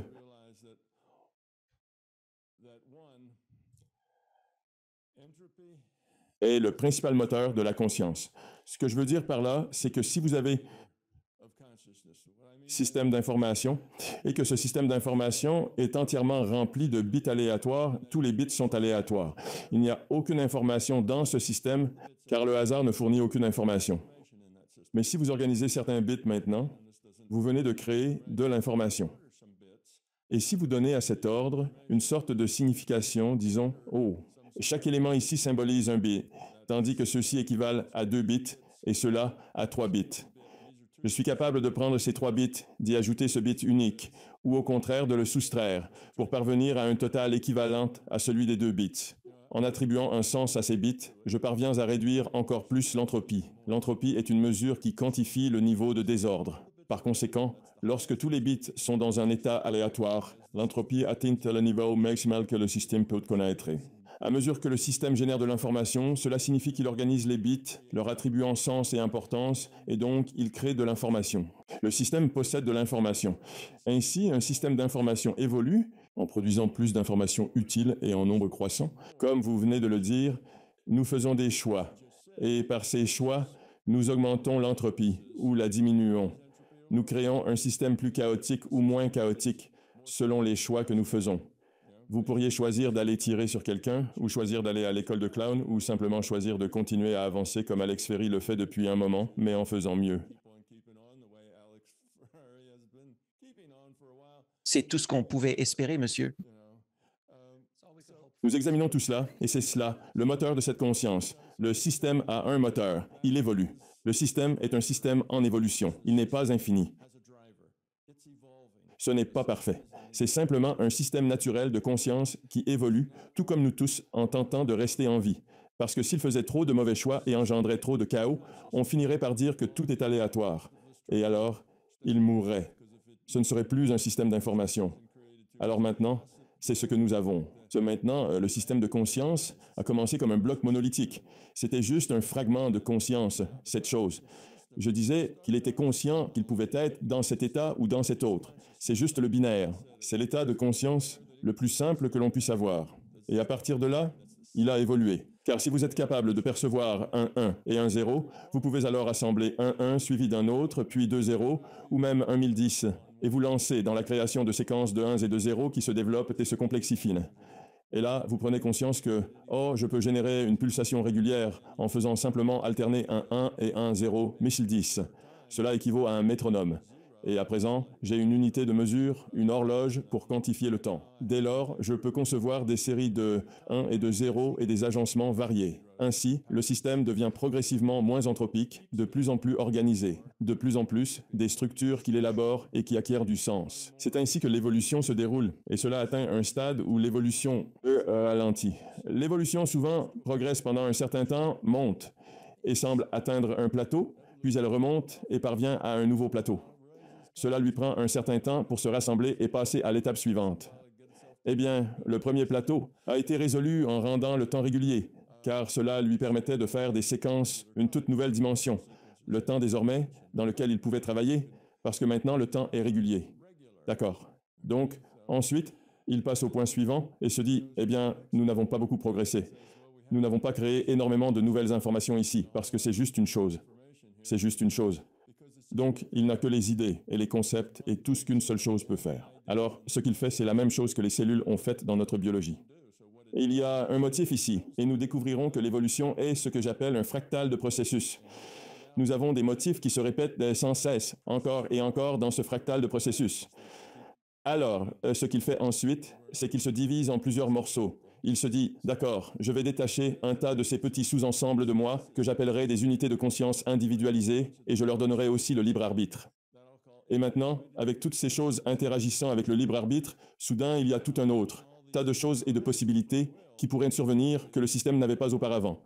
Ainsi, maintenant, le système a plus d'espace pour grandir, plus d'espace pour changer, plus d'espace pour devenir. Alors voilà, c'était nous. Et pendant un certain temps, il y a eu une stagnation parce que nous faisions partie du grand système conscient et nous étions dans cette immense salle de discussion remplie de centaines de milliers d'unités de conscience individualisées, toutes en pleine conversation. Il ne se passait pas grand-chose. Il n'y avait pas de choix significatif à faire. Aucune décision pour réduire ou augmenter l'entropie. Pas de choix éthiques, pas de choix moraux, ni de choix de vie ou de mort. C'était simplement une vaste salle de discussion. Alors le système dit, bon, ce dont nous avons besoin, c'est une réalité virtuelle dans laquelle ces unités de conscience individualisées peuvent interagir avec un ensemble de règles très strictes. Autrement dit, un ensemble de règles qui définit tous les détails de la réalité, toute la causalité dans la réalité, parce qu'alors il y aura beaucoup de choix. Les règles craignent des choix. Si vous avez un jeu qui a une règle, eh bien, il n'y a pas tant de choix que ça. Si vous avez un jeu qui a 50 règles, il y a beaucoup de choix. Ça devient vraiment compliqué de voir comment toutes ces règles peuvent interagir les unes avec les autres. Alors, le salon de discussion était la première réalité virtuelle et les règles, c'était simplement des protocoles de communication pour qu'ils puissent interagir et communiquer entre eux. C'était l'ensemble des règles. Donc, une réalité virtuelle est définie comme un espace dans lequel on peut vivre des expériences selon les règles. L'expérience nécessite des règles. Alors, le système saisit ces conditions initiales et un ensemble de règles définies et se met à générer une réalité virtuelle. Et bien sûr, cela ne fonctionne pas du premier essai. C'est un processus d'essai et d'erreur. Eh bien, cela a échoué. La réalité virtuelle n'a subsisté qu'une minute avant d'imploser. Tout a été réabsorbé en arrière dans le plasma, encore une fois. Et d'accord, activons la gravité, un peu moins. C'est trop de gravité. Maintenant, recommençons. Vous voyez? Donc, il avait ce que nous appelons des constantes cosmiques, et il a répété l'opération encore et encore et encore. Et ces constantes ont finalement été ajustées. Ils ont été ajustés pour opérer ensemble. Ainsi, nous avons maintenant 5 ou 6 constantes cosmiques. Il existe des constantes si précises que si l'une d'entre elles était modifiée même dans la 8e décimale, l'ensemble de l'univers se serait désintégré. Il ne serait pas stable, pas suffisamment stable pour engendrer ce qu'il a engendré. Alors, c'est ce qu'on nomme l'anthropomorphique. Non, attendez, le principe anthropique, c'est cela, exactement. Si vous pouvez le vérifier, le principe anthropique. Pourquoi toutes ces constantes cosmiques se sont-elles avérées si parfaitement ajustées les unes aux autres? Comment cela peut-il être un événement aléatoire? Et les constantes, c'est la gravité. Il y a aussi d'autres formes de magnétisme. Oui, les forces et également quelques autres choses. Oui, mais c'est de cela qu'on parle avec des constantes invariables, comme la gravité. Elle reste la gravité, point. Le magnétisme, quand toutes ces choses, les scientifiques disent qu'elles doivent l'être. Elles sont toutes précisément calculées jusqu'à, je ne sais pas exactement, peut-être 1120 décimales. Je suppose que c'est le maximum que nous sommes capables de les calculer. Mais si l'une d'entre elles venait à changer, ne serait-ce qu'à la 8e décimale, alors tout l'endroit n'aurait pas simplement évolué différemment. Non, il se serait tout bonnement effondré. Oui, c'est à cause d'un petit détail. C'est ça, non? Tout doit être équilibré, ajusté précisément. Et ça, c'est appelé le principe anthropique. Ils l'ont nommé ainsi parce qu'il paraît plutôt étrange que toutes ces constantes aient été parfaitement ajustées à 8 décimales pour que le tout puisse être stable. Et comment cela s'est-il produit dans un univers qui est supposé chaotique avec du hasard et du chaos? Eh bien, voyez, cela explique tout. C'est Big Bang Digital. Plan séquence 1, Big Bang numérique, plan séquence 2, Big Bang numérique, plan séquence 10 000, jusqu'à ce que finalement tout soit suffisamment ajusté pour être stable et faire ce qu'il doit faire. Alors maintenant, vous avez une réalité virtuelle qui est là, et elle est là, pour que les unités de conscience individualisées se connectent et jouent les choix de ces avatars. Bon, de sorte que maintenant, les choix ont des conséquences, ils sont significatifs, ils peuvent créer le chaos et ils peuvent dissiper le chaos. Ils peuvent créer l'harmonie. Alors que simplement être dans un salon de discussion, il est difficile de créer de l'harmonie ou le chaos est une chose compliquée. C'est bien plus. Mais encore une fois, tout revient au fait que nous avons le choix. Nous avons l'ensemble des règles et l'infrastructure, si vous voulez, le socle, l'assise fondamentale, pour accomplir nos devoirs. Les idées évoquées précédemment sont maintenant des principes bien fondés. Il nous appartient donc de décider de nos actions et de la direction à prendre en conséquence. Ainsi, la question cruciale que je pose est la suivante. Que se produit-il lorsque cette conscience arrive à son terme? Que se passe-t-il lorsque le programme s'arrête? Eh bien, il y a probablement peu de chances que cela se produise. D'accord. En d'autres termes, la conscience demeure continue, tandis que l'avatar, lui, s'épuise progressivement. D'accord, si l'avatar s'épuise, d'accord, compris. Parfait. C'est passé à autre chose. Laissez-moi terminer. Puis-je y aller? Bien sûr, lancez-vous. Permettez-moi de reprendre le fil de notre discussion, car je voulais répondre à votre autre question à laquelle je n'ai pas encore eu l'occasion de répondre. Et c'est tout à fait correct. Donc, nous avons maintenant cette réalité virtuelle. Et imaginez-la comme une école. C'est une formateur de réduction d'entropie destinée aux unités de conscience individualisées. Elles trouveront du plaisir, car en faisant des choix, elles peuvent réduire leur propre entropie ainsi que celle du système global. Et à mesure que chaque joueur fait des choix de faible entropie, des choix intentionnellement orientés, il diminue son entropie. Eh bien, je ne dirais pas encore cela, des choix de faible entropie. Alors le système également, son entropie se réduit parce que chaque pièce fait partie du système. Ce que ces gens ont dit, que nous sommes tous un, est vrai. Nous sommes effectivement tous un. En résumé, quand vous avez un système social qui est beaucoup des unités individuées de conscience et le système d'exploitation, si vous voulez, l'élément principal dont nous sommes tous des émanations, lorsque vous avez un système social, et ce système social est interactif, toutes les pièces interagissent les unes avec les autres. L'optimum pour la réduction de l'entropie, ce qui signifie une évolution supérieure, une meilleure évolution, c'est que ces pièces coopèrent entre elles plutôt que de se battre et de lutter les unes contre les autres. Si elles partagent, si elles se soucient des autres, cela rend ce système social plus efficace. Maintenant, je pourrais expliquer cela avec une logique détaillée, mais je pense que c'est assez évident. La plupart des gens comprendront.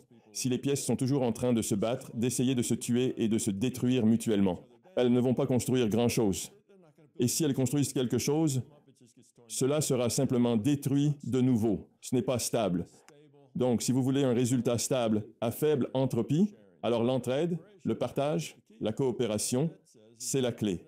Cela signifie que nous sommes dans cette réalité virtuelle pour faire des choix. Et si nous orientons ces choix vers ce que j'appelle le côté de l'amour, le côté entraide, partage et coopération, alors cela réduit l'entropie. Si nous les orientons vers le côté chaos, que j'appelle la peur, le côté de la peur, alors cela augmente l'entropie. Nous sommes donc ici pour faire des choix et c'est par ces choix que nous évoluons. Maintenant, chaque école doit avoir des retours pour permettre aux élèves de savoir comment ils s'en sortent. Parce que si vous allez à l'école et qu'il n'y a jamais de retour, il est vraiment difficile d'apprendre quoi que ce soit. Un des mécanismes de rétroaction est que les élèves ont la capacité de modifier les probabilités futures, ce qui signifie qu'ils ont leur mot à dire dans ce qu'ils créent. Ils ont une influence. Ils ne créent pas entièrement leur propre réalité, mais ils en font partie. Ils ont une influence sur ce qui se passera dans le futur parce que leur intention modifie les probabilités futures. Alors maintenant, vous êtes une personne, et vous êtes une personne heureuse. vous souriez beaucoup, vous êtes gentil avec tout le monde et vous essayez d'être utile. Et si vous êtes positif, alors vous constaterez que votre vie sera plutôt amusante, vous l'apprécierez, tout le monde vous appréciera, vous aimerez tout le monde et la vie sera belle. Si vous êtes une personne désagréable, vous vous servez simplement des autres. C'est tout ce qu'ils représentent pour vous, ce que vous pouvez en tirer. Et si vous êtes guidé par la peur, alors votre vie sera malheureuse, elle sera misérable. Vous souffrirez constamment, vos relations échoueront toujours. Alors, vous voyez, nous sommes les créateurs de cela. Nous pouvons créer un endroit agréable ou un endroit désagréable selon les choix que nous faisons. C'est donc notre retour. Nous, collectivement, cette réalité est en grande partie le produit de ce que nous sommes. C'est ce que nous créons, ce qui, lorsque vous regardez les actualités et ce qui se passe dans le monde, vous fait réaliser que nous ne sommes pas encore très matures. Ce n'est ni une école supérieure, ni une université, mais une garderie. Et nous en sommes actuellement au niveau de la garderie, peut-être même juste à l'aube de la maternelle, si l'on considère notre propre évolution. Et cette réalité que nous observons quotidiennement dans les actualités, c'est le reflet de nous-mêmes. C'est l'expression de notre manière d'être au monde. Ce sont les choix que nous faisons jour après jour. Et la majorité de ces choix sont malheureusement basés sur la peur. Alors voilà où nous en sommes. Maintenant, cette idée que nous avons le droit de modifier cette distribution de probabilités futures, qu'est-ce que cela implique? Rappelez-vous, si vous creusez un trou, c'est comme effectuer un tirage au sort dans cette distribution. Maintenant, si vous le souhaitez vraiment, un lingot d'or gonfle dans votre trou et vous le déterrez, parce que maintenant vous êtes quelque part sur la côte du Golfe où le navire a coulé ou quoi que ce soit. Et si vous mettez beaucoup d'efforts dans cette intention, alors vous augmenterez cette probabilité. Si cette probabilité était de 1 sur 1000, eh bien, alors maintenant elle est peut-être seulement de 1 sur 500.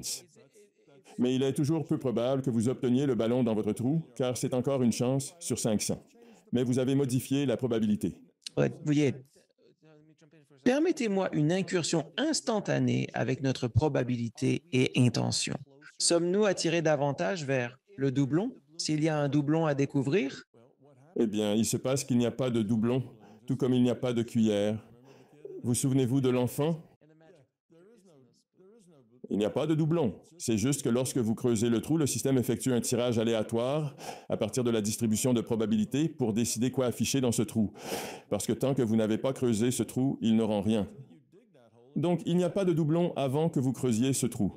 Et il y en a peut-être un, comme je dis, 1 sur 1001, 1 sur 100 000, que vous allez creuser un trou et vous allez trouver un doublon d'or. Si c'est votre intention, alors vous améliorerez ces chances de plus en plus. Mais parce que cela est si rare, c'est peut-être une chance sur 100 000. Il sera difficile de donner l'impression que l'on peut simplement creuser un trou et y découvrir un doublon. Cela semble improbable en raison de leur grande quantité. Mais qu'en est-il des choses qui n'ont pas de telles probabilités élevées? Le soleil brillera-t-il samedi prochain? Cela dépend de nombreux facteurs aléatoires, donc tout repose sur le degré d'aléatoire de la situation. Si l'aléatoire prévaut, alors les prévisions sont incertaines. Oui, il est possible de modifier les probabilités. Et en ce qui concerne les aspects physiques, comme guérir des personnes par la seule force de la pensée, l'idée selon laquelle votre opinion sur un nouveau médicament peut influencer son efficacité, cela relève de l'effet placebo. Nous abordons ici le champ de la biologie, une science où les zones d'incertitude sont particulièrement nombreuses. Nous ne savons pas, cependant, un peu sur la biologie et tout ce sur quoi elle agit. Je veux dire, le système est extrêmement complexe et toutes sortes de phénomènes peuvent se produire. Parfois, même des gens atteints d'un cancer de stade 4, avec 3 mois à vivre, et incroyablement, ils s'en débarrassent. C'est parti. Ça arrive? Oui. Donc, si cette masse ici est bénigne ou non, si elle est cancéreuse, c'est la question. Eh bien, personne n'a encore pris de mesures à ce sujet. Donc, si j'ai l'intention qu'elle soit bénigne, alors la probabilité qu'elle le soit augmente, parce que quand on l'ouvre ou qu'on prélève la biopsie, c'est là que le tirage aléatoire dans la distribution de probabilité est effectué, et elle est soit bénigne, soit cancéreuse. Vous voyez? Mais pas avant cela. C'est le retour avec le physicien. C'est à ce moment que la fonction d'onde s'effondre à une valeur physique. C'est ainsi que cela fonctionne. C'est ce que les physiciens ne parviennent pas à comprendre. Exactement. C'est comme ça que ça marche. Voilà. Oui, vous ressentez un effet placebo. Parce que si les gens ont une intention, oh là là, j'ai pris cette nouvelle pilule magique. Le doc dit, tout le monde qui prend cette pilule s'améliore. Et quelque chose comme 40% des gens prenant ce placebo, persuadés de son efficacité, voient leur état s'améliorer. Non seulement elles pensent aller mieux, mais elles vont réellement mieux. Leur corps guérit. C'est grâce à l'intention. Mais maintenant, admettons que j'ai une boule ici et que je sois un angoissé et que je dise « Oh non, j'ai une boule dans le cou. J'espère que ce n'est pas malin. J'espère que ce n'est pas un cancer. C'est juste là où se trouvent les ganglions lymphatiques. C'est mauvais signe. Et si je commence à m'inquiéter, voilà que je concentre de l'énergie sur l'idée que ce soit un cancer. Et la probabilité que ce soit un cancer commence à augmenter parce que j'y mets de l'intention. Non pas que je veuille que ce soit un cancer, mais je diffuse cette énergie, cette vibration en disant « Oh, je suis inquiet. Je crains que ce soit un cancer et cela augmente la probabilité que ce soit un cancer. » Intention. Il s'agit encore et toujours de l'intention et également de la façon dont vos pensées, votre esprit façonnent votre idée. Cela revient à vos pensées. Et la raison pour laquelle nous avons cela, c'est parce que cela nous est donné comme un mécanisme de retour afin que nous ayons une certaine influence sur nos créations. Ce qu'ils disent, Mathieu, c'est que tu dois dormir dans ton propre lit ou marcher dans ton propre lit. Dors dans ton propre lit, quelque chose comme ça. Alors fais face, tu récoltes ce que tu sèmes, quoi que ce soit. Tu as fait ton lit, maintenant il faut que tu y dormes. C'est ça, c'est exactement à ça que je pense. Alors, c'est comme ça, d'accord? C'est notre réalité qui peut nous montrer comment on s'en sort en tant qu'espèce, l'humanité. Tout ce qu'on peut faire, c'est regarder autour de nous et voir. Donc on ne s'en sort pas si bien en ce moment? Eh bien, comme je le dis, nous sommes peut-être en garderie. Nous ne sommes pas encore tout à fait adultes. Mais cela nous ramène à votre question initiale. C'est ainsi que vous pouvez modifier la probabilité future, parce que cela fait juste partie du fonctionnement. Et la manière dont le système fonctionne, c'est par tirage au sort. Compris. Ces éléments contribuent en quelque sorte à élucider ces paradoxes. Comment fonctionne un voyant à distance? C'est ce que nous allons examiner. Leur procédé. Ils puisent des informations dans une base de données. Vous connaissez ces enfants qui, yeux bandés, semblent voir? Oui, ils réalisent de la vision à distance en direct. Vous pouvez le faire. C'est vraiment fascinant. Alors, pour tous ceux qui nous écoutent, je sais que nous avons énormément discuté de la réalité virtuelle, des systèmes avancés et de sujets similaires, mais cela sert d'analogie pour notre propre existence, notre vie même. Et lorsque vous évoquez les archives akashiques, vous abordez une notion extrêmement mystique. Mais lorsque vous commencez à convertir cela en langage scientifique, vous parlez de points de données et d'autres termes spécialisés. Et c'est à ce moment-là que tout commence à devenir plus cohérent.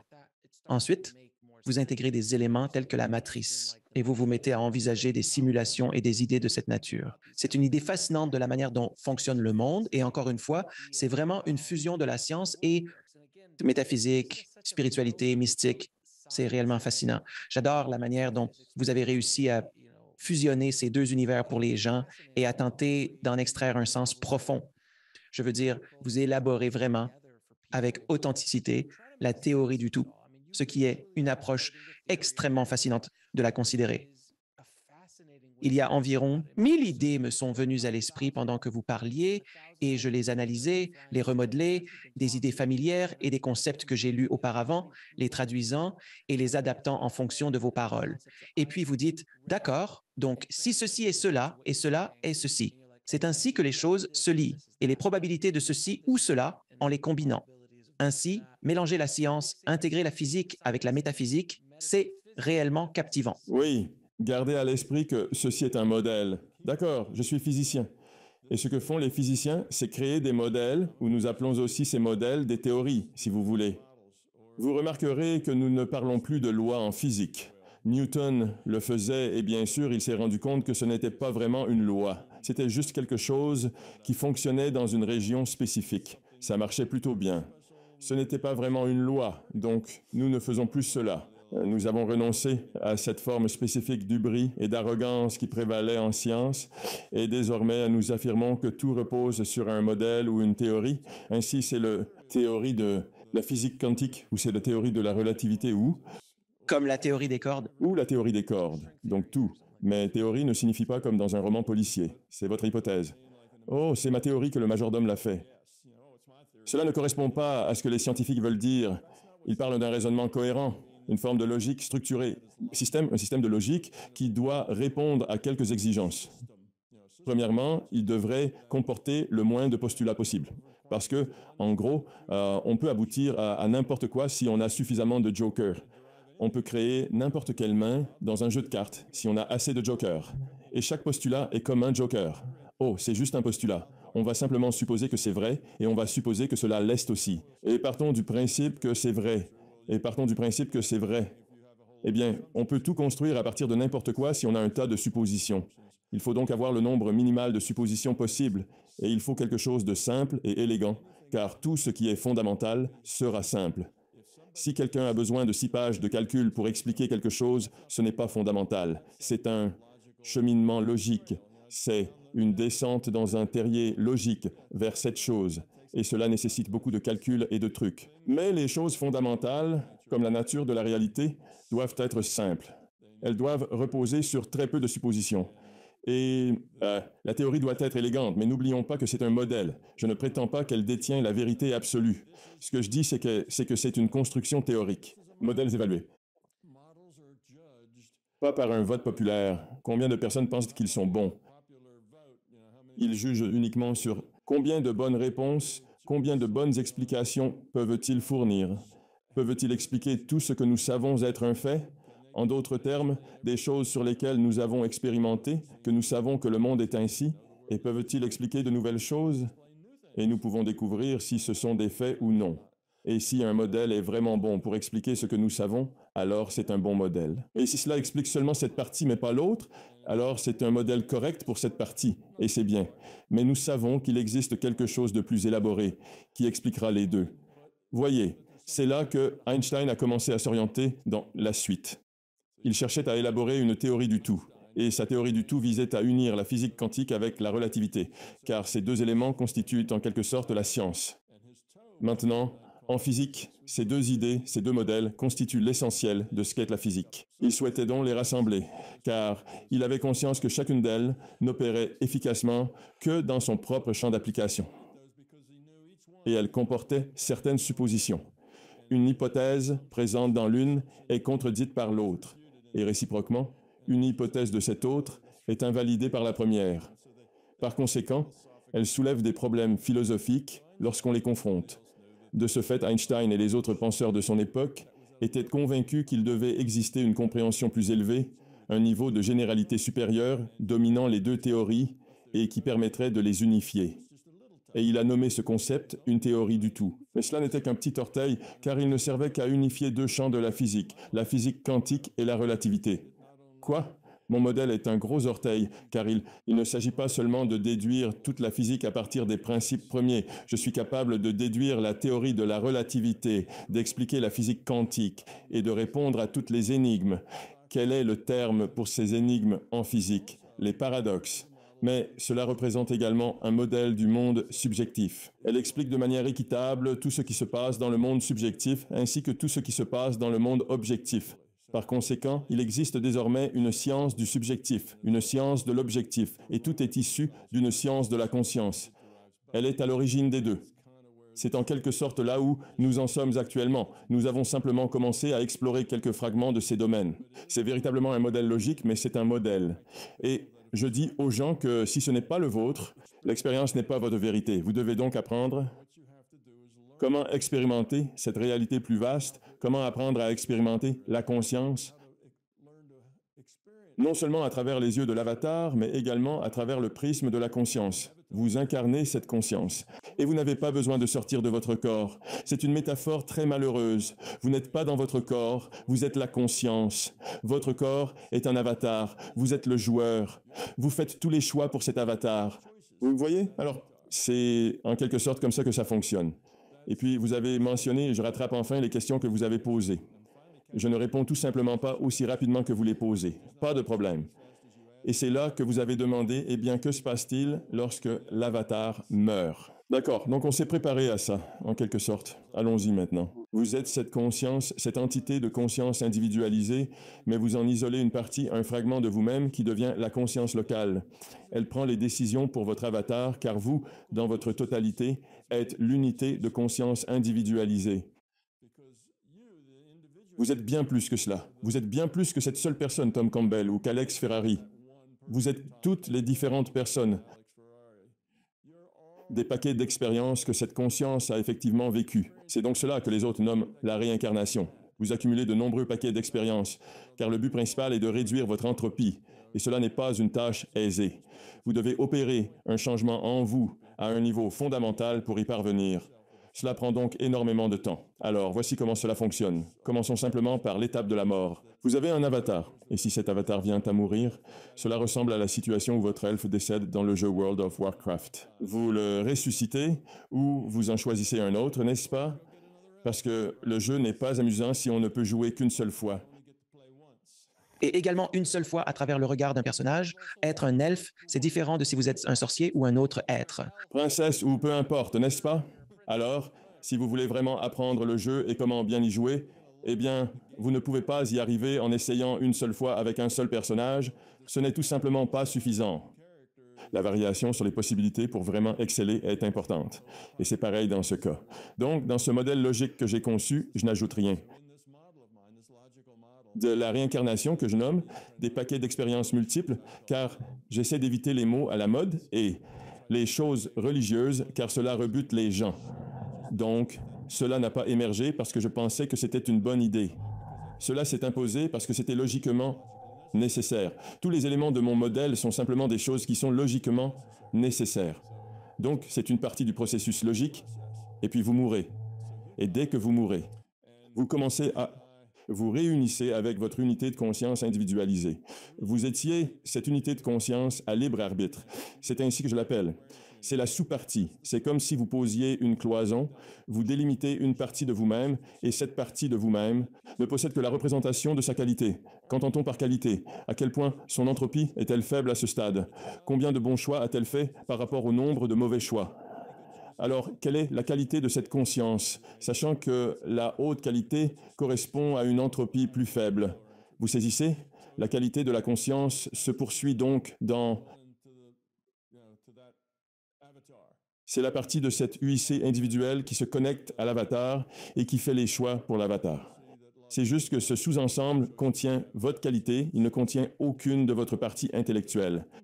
Alors, la toute première chose dont vous prenez conscience, c'est la première fois que vous recevez une sorte d'information sensorielle de cet avatar qui est probablement in utero.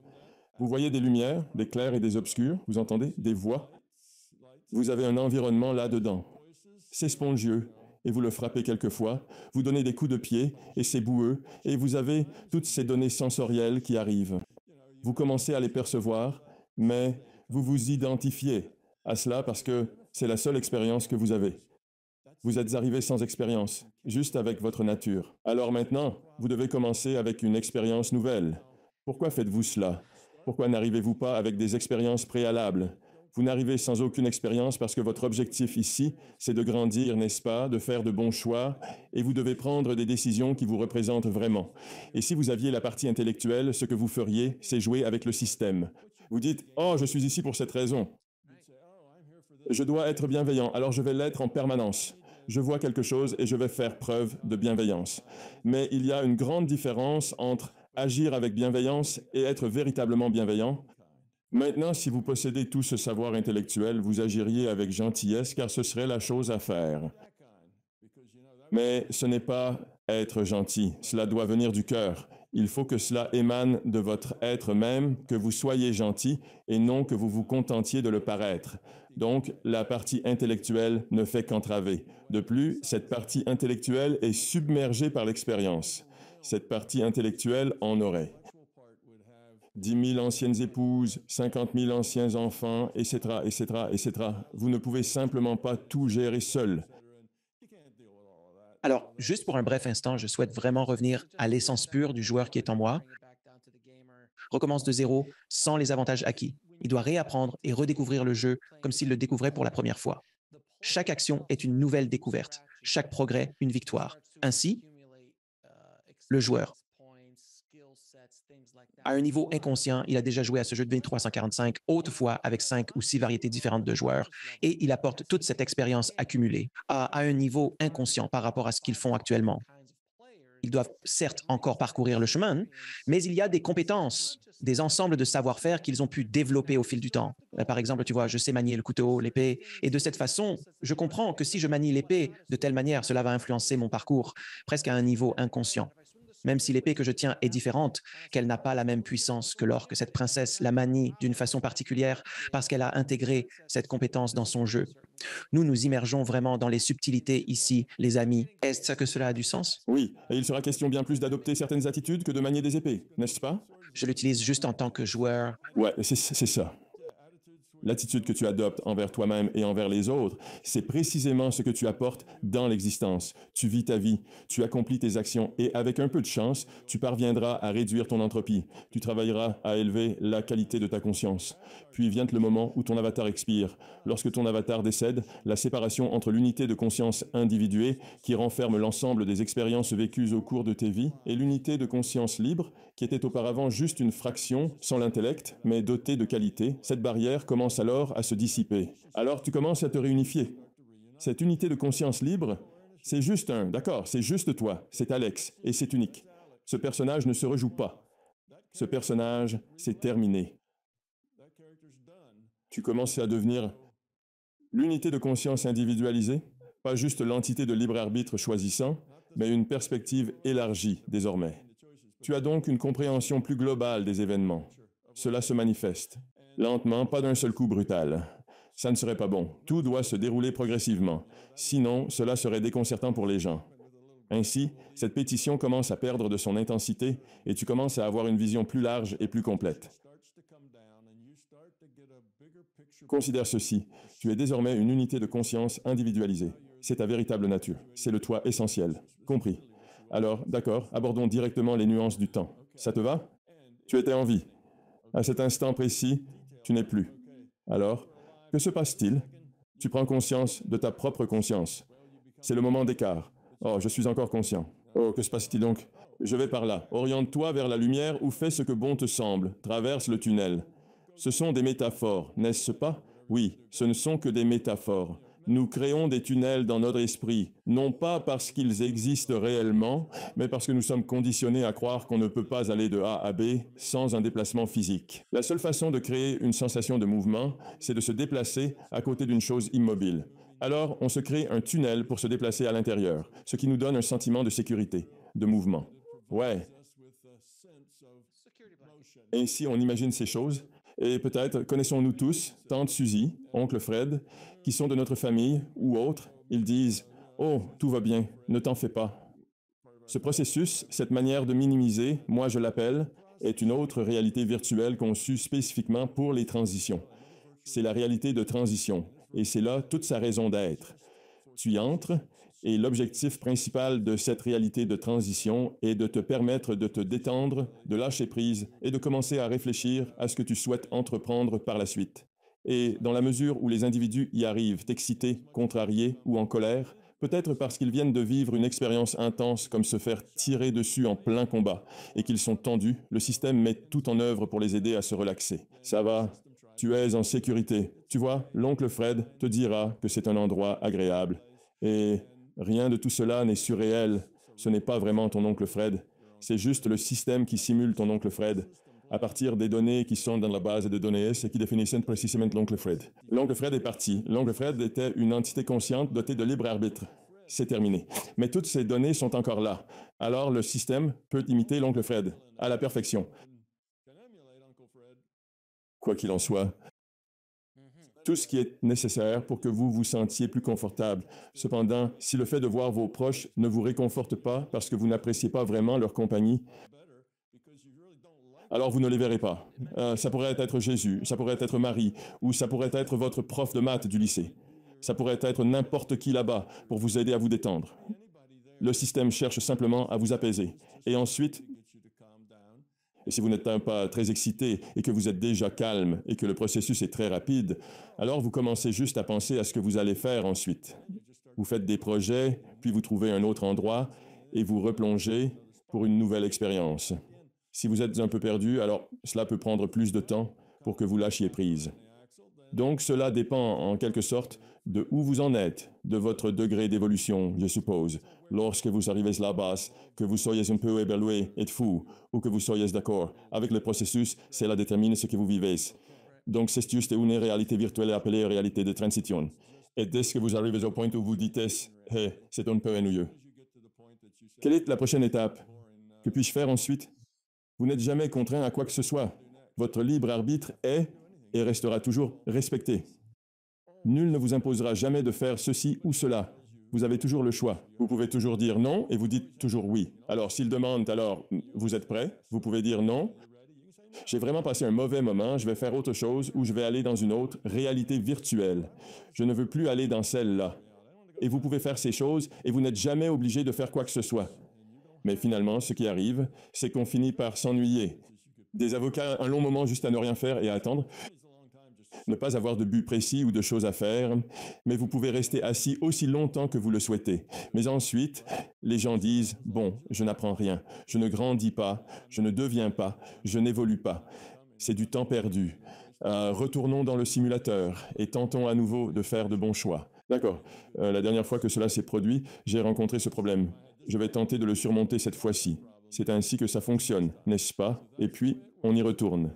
Vous, en tant qu'unité de conscience individualisée, séparez délibérément une autre portion de votre être, désignée comme une unité de conscience libre, qui par la suite s'établit en connexion. C'est le cycle, ça tourne en boucle. Donc votre conscience, vous êtes immortel, vous ne mourrez pas. Votre avatar, lui, meurt. Et quand votre avatar meurt, il est mis au repos. Souvent, les gens se trouvent vraiment contrariés par la pensée de ne pas pouvoir retrouver leurs proches disparus, leurs enfants chéris, leurs conjoints, leurs parents, avec l'espoir de vivre ensemble un bonheur sans fin dans l'au-delà. Cependant, les choses ne se passent pas tout à fait ainsi. Lorsque les médiums affirment entrer en contact avec votre oncle Fred qui a quitté ce monde, ce qu'ils font, en réalité, c'est se connecter à une sorte de base de données cosmique ou interagir avec un vaste système de conscience qui s'est projeté à travers leur présence. Les données de l'oncle Fred. C'est exactement de cela qu'ils discutent. Ces liens que vous obtenez par l'intermédiaire d'un médium, ils ne sont pas là parce que l'oncle Fred en a besoin. Pour l'oncle Fred, c'est terminé. Oui, il est vraiment bon. Il va bien déjà, n'est-ce pas? C'est pour la personne qui est encore là, qui a encore besoin de trouver une conclusion ou qui a d'autres problèmes à régler. C'est pour elle que c'est fait, pas pour l'oncle Fred. Est-ce que l'oncle Fred pourrait jamais en tirer quelque chose? Peut-être, mais ce n'est pas le but. Oui, selon tout ce que j'ai pu observer et ayant également invité des médiums dans l'émission, il s'agit constamment d'apporter de l'aide aux personnes qui sont jamais.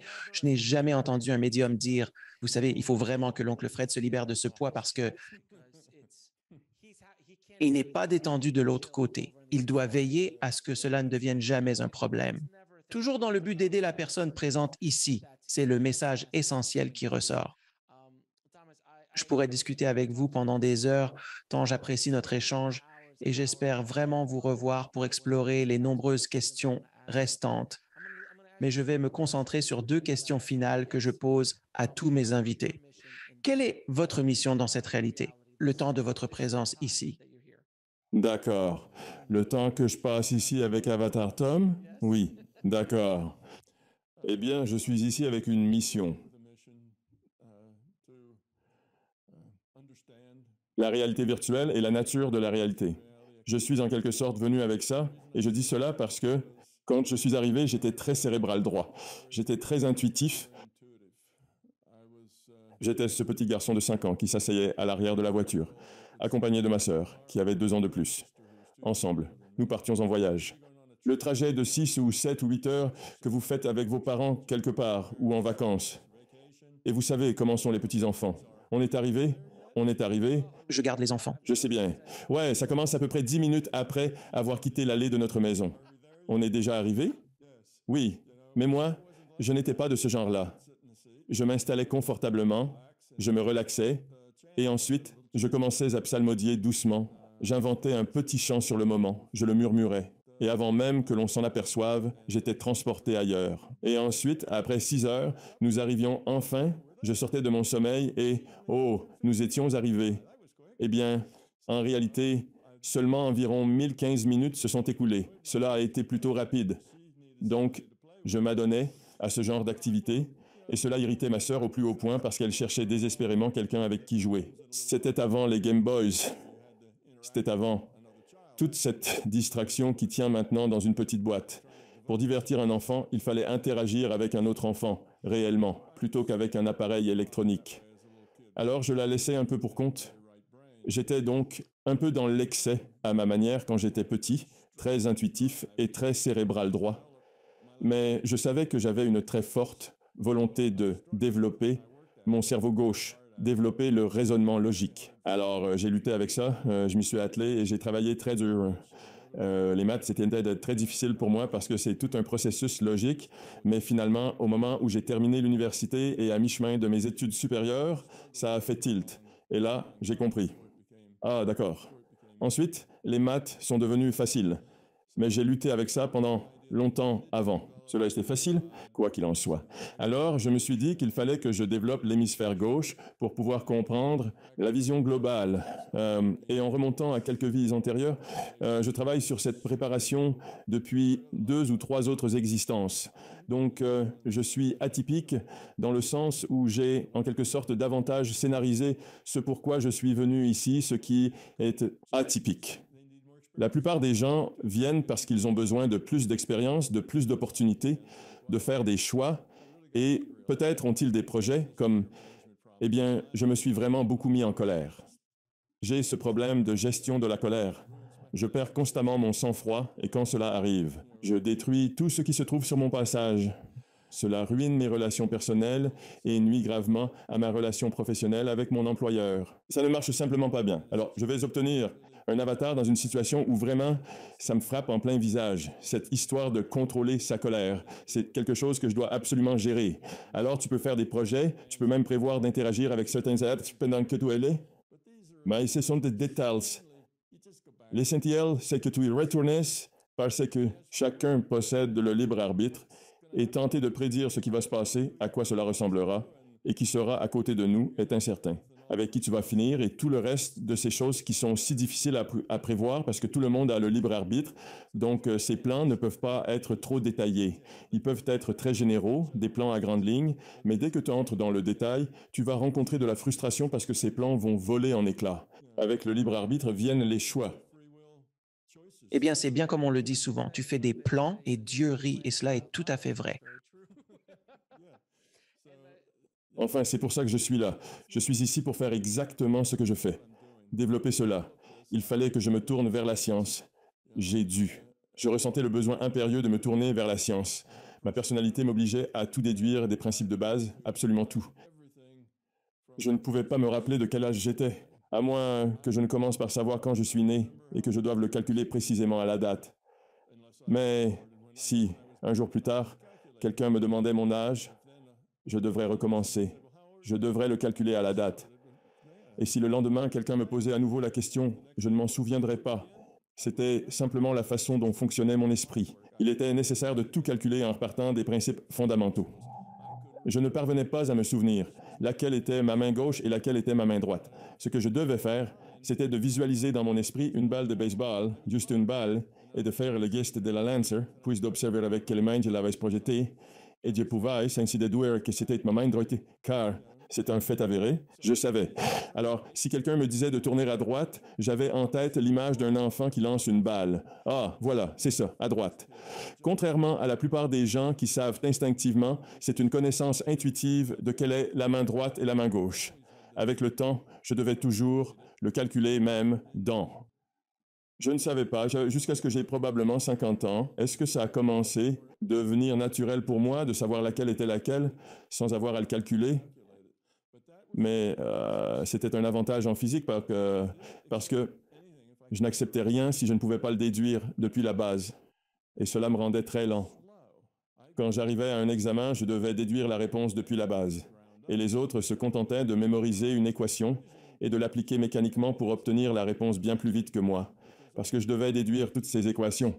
Il fallait que je sache exactement d'où elles venaient. Alors j'ai eu du mal, comme un apprenant lent un moment jusqu'à ce que il a continué à s'améliorer de plus en plus. Mais c'est simplement moi et ma façon de penser, et ça fonctionne toujours ainsi.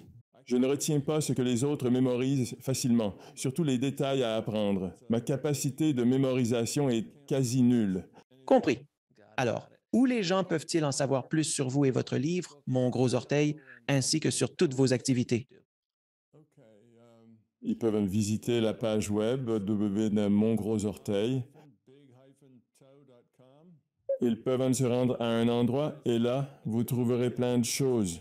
Vous trouverez ma chaîne YouTube. Vous pouvez y accéder depuis mon site web. C'est www.youtube.com TWCJR44. Ça vous amènera directement sur YouTube. Maintenant, la chaîne YouTube contient plusieurs milliers d'heures de moi en train de parler. Sur mon site web, on peut également trouver un lien de recherche qui explore des milliers d'heures et filtre par sujet ce qui vous intéresse. Ainsi, si l'unité de conscience, le libre arbitre ou l'incarnation vous captive, ce lien est pour vous. Vous entrez simplement ce que vous cherchez ici et cela générera une liste classée par pertinence, du plus important au moins important, tout à fait comme le fait Google. Et cela vous montrera également où localiser l'information nécessaire. Si vous sélectionnez un lien, vous serez redirigé directement à l'endroit précis dans la vidéo où le sujet est traité. Ce sujet précis et en discuter rend les choses beaucoup plus simples. Et vous trouvez votre livre sur Amazon et des trucs du genre. Oui, on peut effectivement trouver des livres sur Amazon ainsi que dans d'autres lieux similaires. J'ai également un site Internet où il est possible de se procurer ces livres. Voyons voir. J'ai sorti des livres, bien sûr, notamment Mon Gros Orteil, qui est une trilogie et qui représente en gros une théorie de la conscience. Elle touche un peu à la science, à la physique notamment. Il y est également question de comment on peut inférer la physique à partir de la conscience. Cependant, la majorité de la science n'est pas présente dans le livre, parce que mon intention était que l'ouvrage soit accessible au grand public. Je ne souhaitais pas le surcharger de concepts scientifiques. Mon but était de le maintenir simple et cohérent. Mais c'est simple tout en étant élégant. Et très élégant. Quoi qu'il en soit, c'est ainsi. Et une autre chose, c'est que j'enseigne des cours parce que je dis à tout le monde, si ce n'est pas votre vérité, ce n'est pas votre réalité. Si vous n'êtes pas votre expérience, cela n'est pas votre vérité. Alors, ils ont dit, d'accord, je veux explorer le système plus largement. Comment faire? Je répondrai, informez-vous, cherchez la vision à distance sur Google ou similaire. Essayez-le. Et vous verrez, cela ne prendra pas longtemps. Rapidement, je me suis retrouvé dos au mur. Ils avaient raison, je devais leur donner des instructions. J'ai donc enseigné des cours sur la réalisation de choses paranormales, l'expérience de phénomènes paranormaux, leur fonctionnement, les raisons, les actions à faire et à éviter, les techniques, etc. Vous pouvez trouver tout cela en un cours intensif, qui est maintenant disponible. Je l'ai fait probablement une centaine de fois. En face à face, les yeux dans les yeux. Tout a été filmé et nous avons pris le meilleur de chaque session. Et maintenant, c'est devenu un programme audio que vous pouvez suivre seul. C'est comme un programme de 5 jours, accompagné de battements binauraux à écouter pendant que vous pratiquez, si vous n'êtes pas un méditant aguerri. Donc, cela vous apprendra comment faire tout ce qui est paranormal et expliquer ce qui se passe et pourquoi ça fonctionne de cette manière, ainsi que ce qu'il faut faire et ne pas faire. Et puis, j'ai un livre que je viens de publier juste avant Noël l'année dernière, intitulé Le Parc de Tom, c'est un processus, un outil conçu pour venir en aide à ces individus qui se sont acharnés sur des pratiques telles que la projection astrale et la vision à distance, sans pour autant parvenir à des résultats concluants. Ces personnes expérimentent de temps à autre de légers succès, suffisants pour les narguer et leur confirmer qu'elles possèdent cette capacité, mais elles ne réussissent pas à les reproduire à volonté. Ces succès sporadiques et cette irrégularité engendrent chez elles une grande frustration. Face à cette situation, j'ai donc exploré une nouvelle approche pour aborder ces phénomènes paranormaux. C'est bien plus facile. Je l'ai éliminé, cette grande transition entre le fait que je suis ici, dans cette réalité, et maintenant, je suis là, dans cette autre réalité. Et cette transition, c'est comme un mur que les gens ne peuvent pas franchir. Leur intellect fait obstacle. Tout le paranormal se produit du côté de l'intuition. Rien ne peut se produire du côté intellectuel. Tout est du côté de l'intuition. Et votre intellect fait obstacle, il écrase votre côté intuitif. L'intellect cherche à juger, à analyser, et en faisant cela, il ne fait que porter des jugements, ce qui ruine simplement votre intuition. Il y a ce parc de tomes, voilà. C'est un tout petit livre, il ne fait que 60 pages. On dirait que c'est cher pour 60 pages, c'est comme 80 $. Mais en fait, ce n'est pas un livre. C'est un programme, c'est comme un cours, que l'on suivrait, mais de manière itérative. Il faut sans cesse y revenir. Et à chaque fois que l'on y revient, cela se construit progressivement jusqu'à ce qu'on s'améliore de plus en plus et que cela devienne de plus en plus facile. Et bientôt, on peut réaliser toutes les choses paranormales avec, à chaque fois souhaité. Thomas, ce fut un réel plaisir et un honneur de vous parler, monsieur. Il faudra vous inviter à nouveau pour parler davantage de la trame de la réalité et de notre destin commun. Je vous suis reconnaissant, mon ami. Merci pour tout le travail acharné incroyable que vous avez accompli pendant que vous êtes ici dans cette incarnation, monsieur. Alors je vous suis reconnaissant, mon ami. Merci encore d'être venu dans l'émission. D'accord. Merci beaucoup, Alex, pour ton invitation.